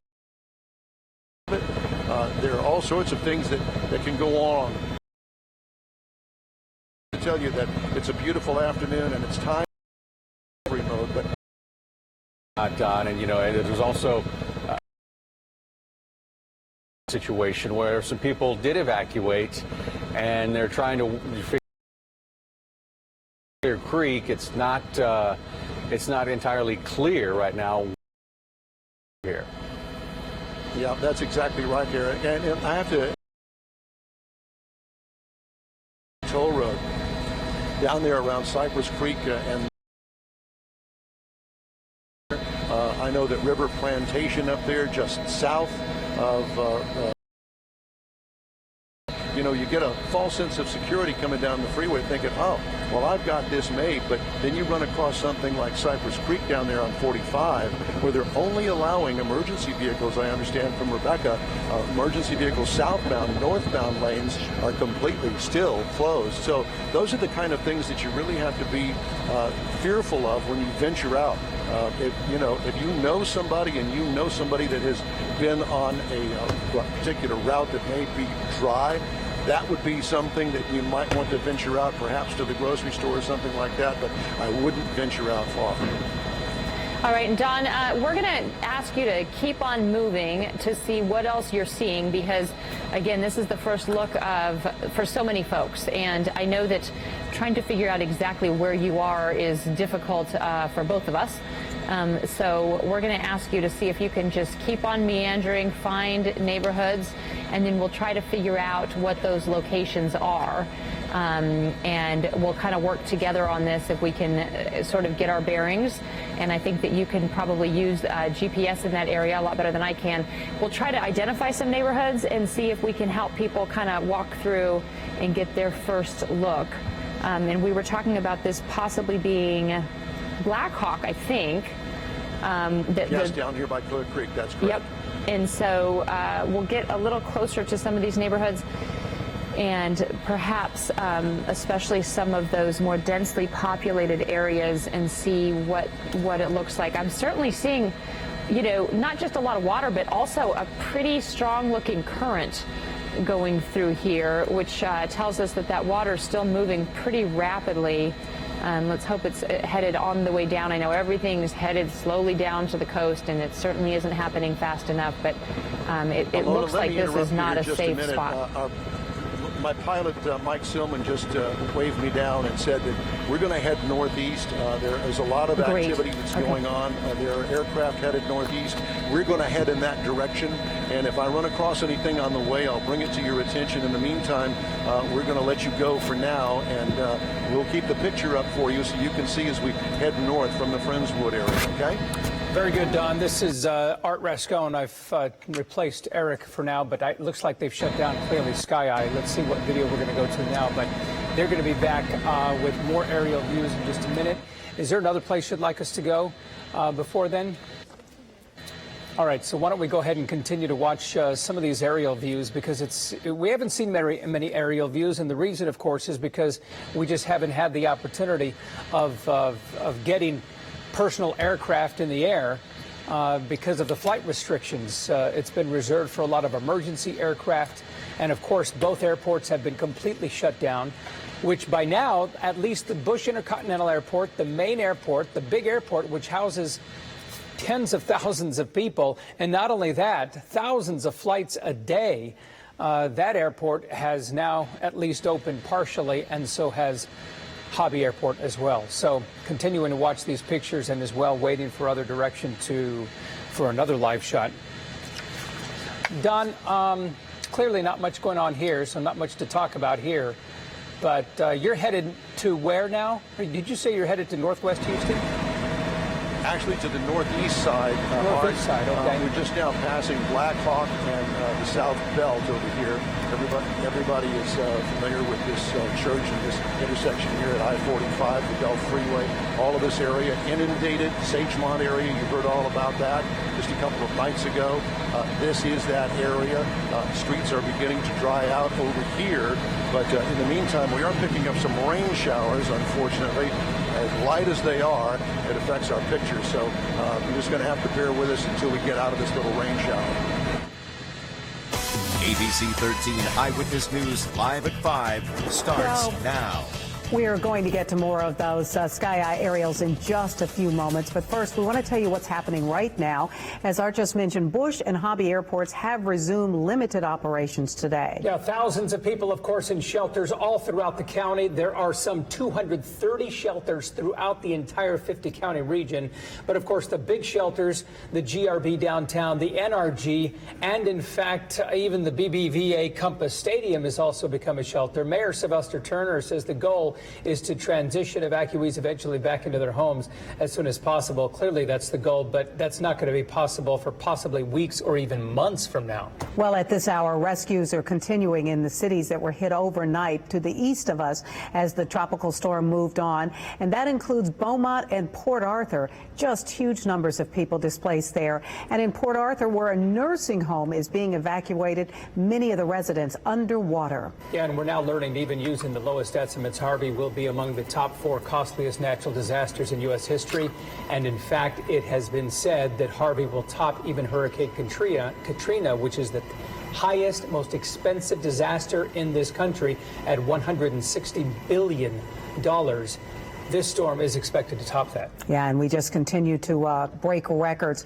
We're also getting a look, an aerial look right now at floodwaters for the first time spreading across southeast Texas.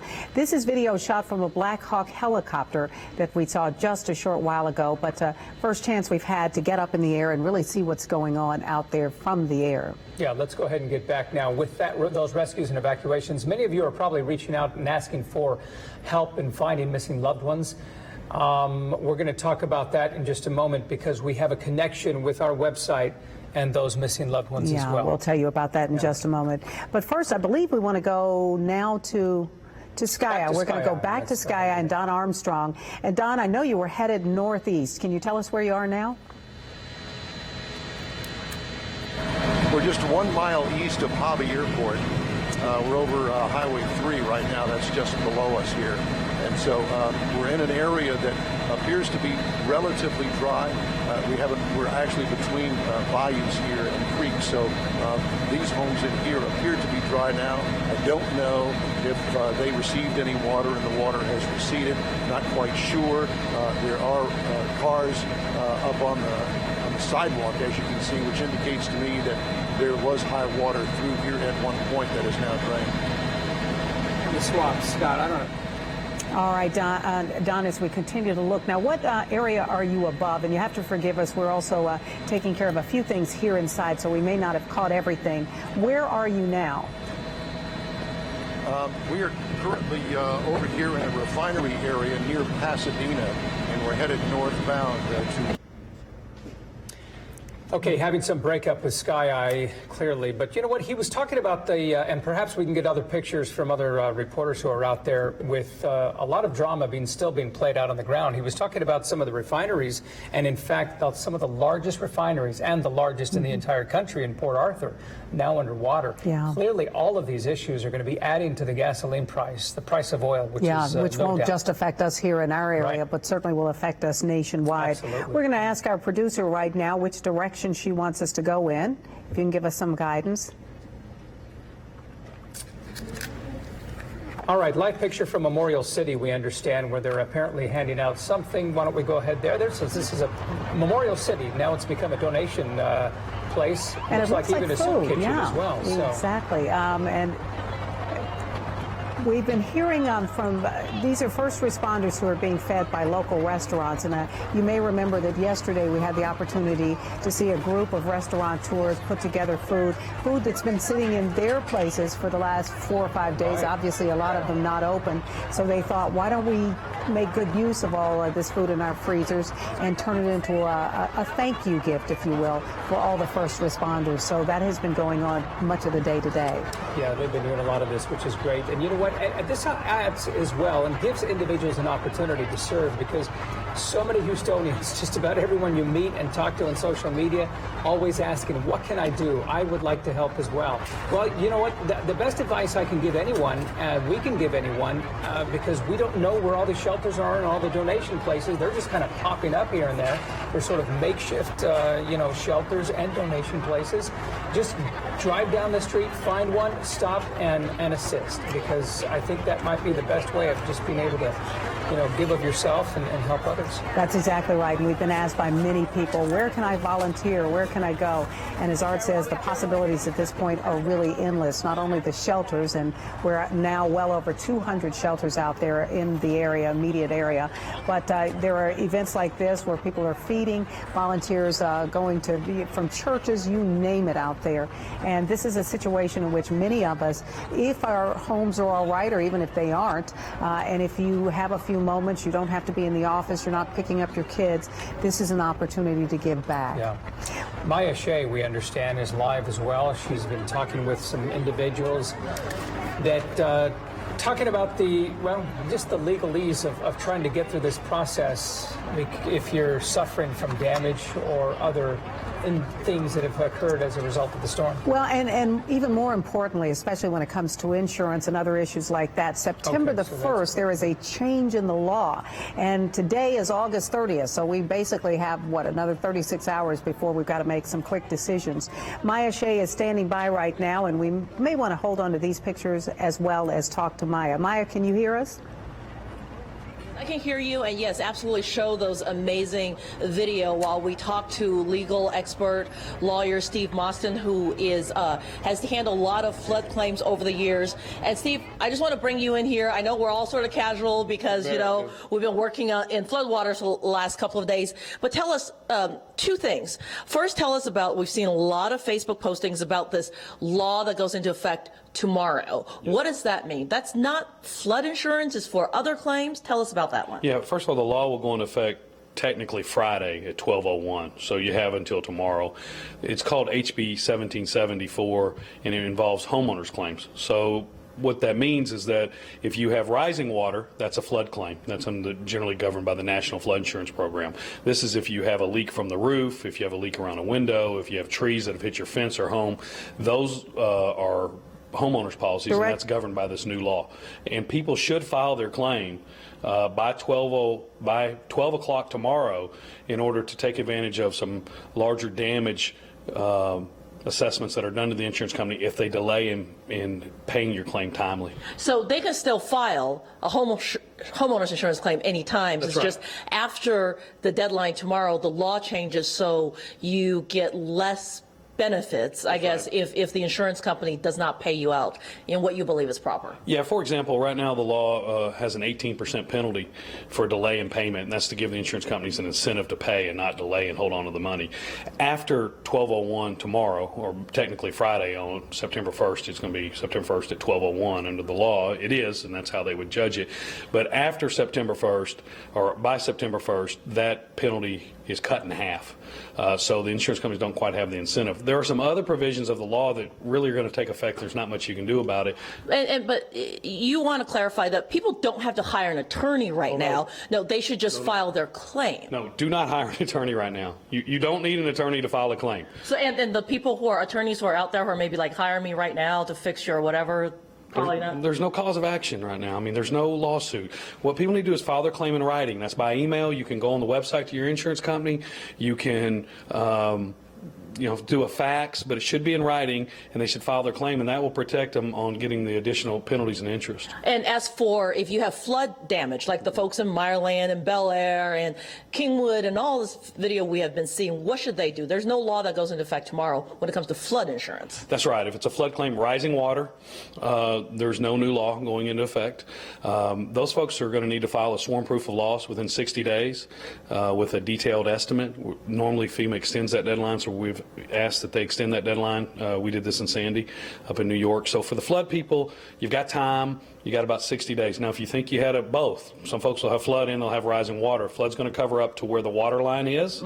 And then if you have roof leaks or things coming in, that's going to be your homeowner's policy. If it's your homeowner's policy, the best advice is to go ahead and file it tomorrow if you can. If you can't, it's not going to prevent you from bringing a claim. It's just that what is available to you for compensation is going to be different. Okay. Well, thank you very much. That's Steve Mostyn, a local attorney. And advice, first of all, you don't need to hire an attorney. You just need to file your insurance claims if you have those concerns. Clarifying some of that for us. No doubt so many people impacted, so this is certainly not the first time legal and insurance questions will come up for tens of thousands of people. Now back to you. Maya, it just seems impossible that everybody's going to be able to file in time while we're all still in the midst of a crisis. Is there any indication there might be an extension, or perhaps people will be able to amend it?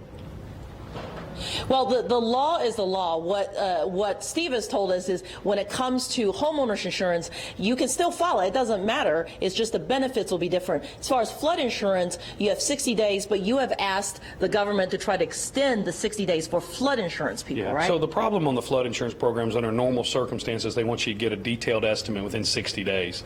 That's impossible in a catastrophe zone. And they've typically extended those deadlines, but they've waited off until like the 59th, 60 day, which puts people under a lot of stress. So we went ahead and asked FEMA, which we did in the Austin floods, which they granted, to go ahead and extend that deadline by a year. They've extended it by a year in other major catastrophes before. Okay, right, hopefully Maya, they'll agree to do it this time as well, Mel. All right, Maya, thank you so much. Okay, headed now to Marla Carter. She is at Kashmir High School. In fact, of the ISD schools, 300 of them, there are 300, they had only assessed like 45. We can go to the live shot of Marla Carter. There have only been like 45, 50 that have been assessed. That's what I understand. And this is one of the damaged schools?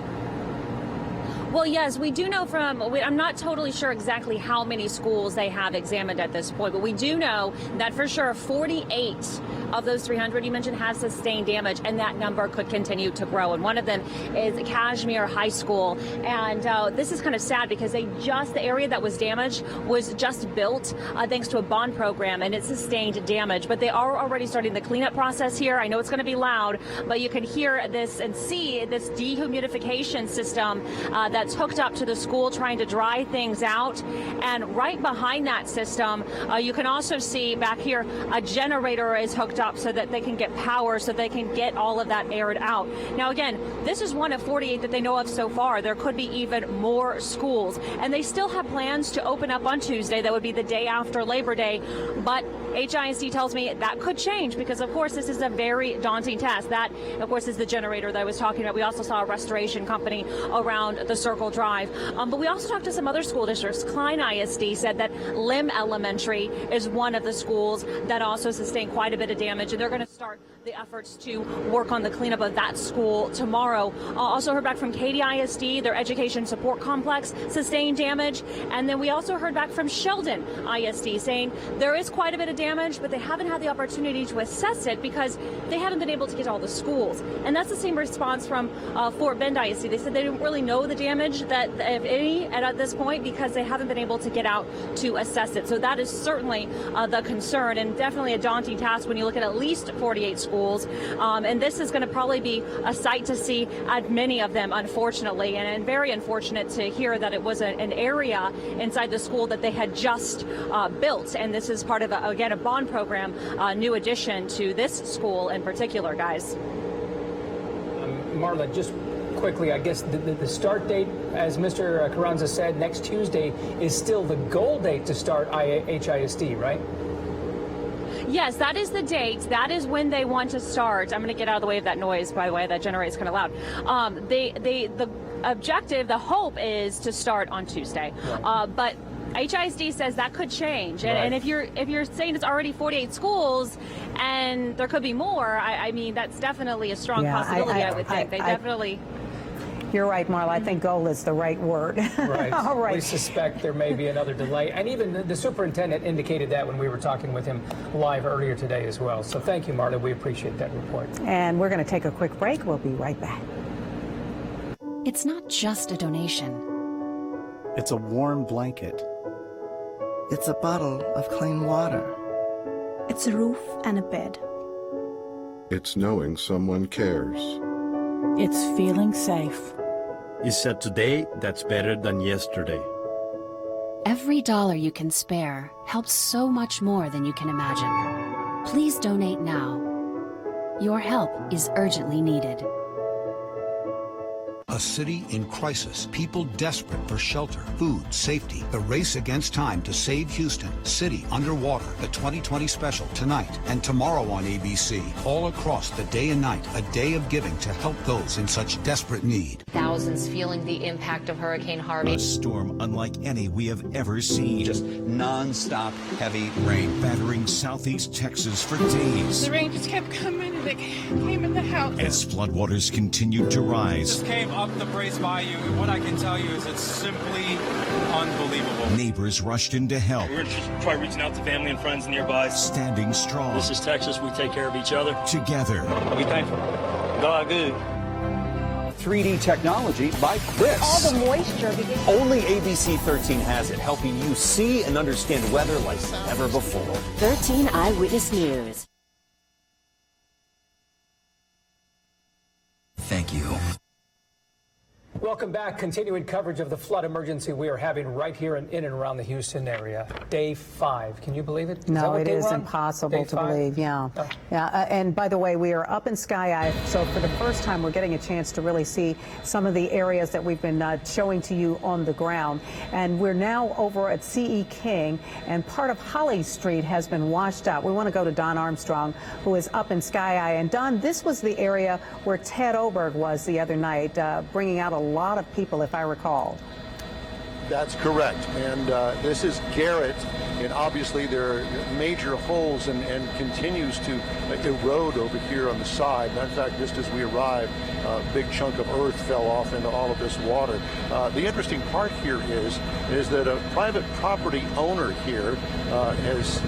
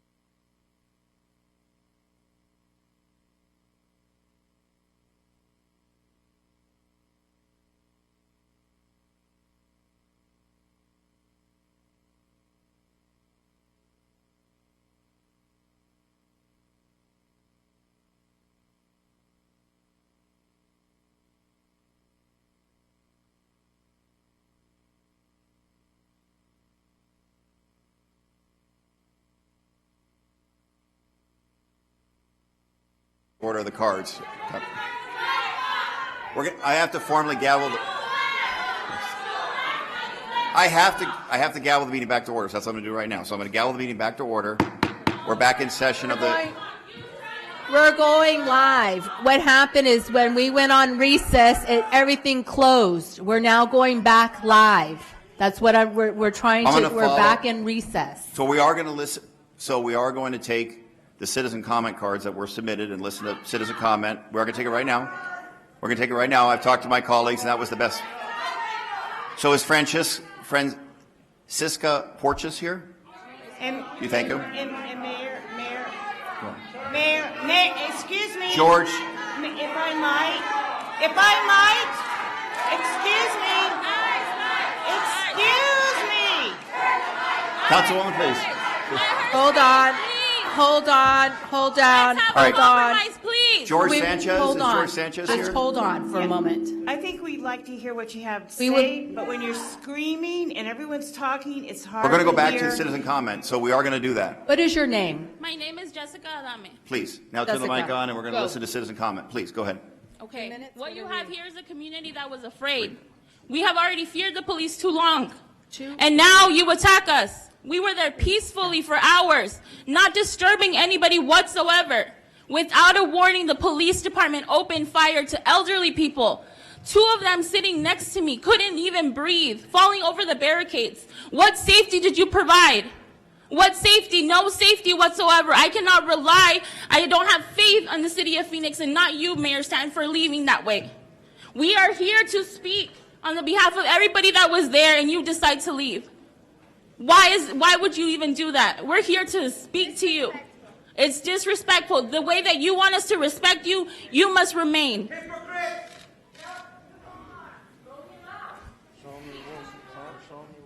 Please. I was shot by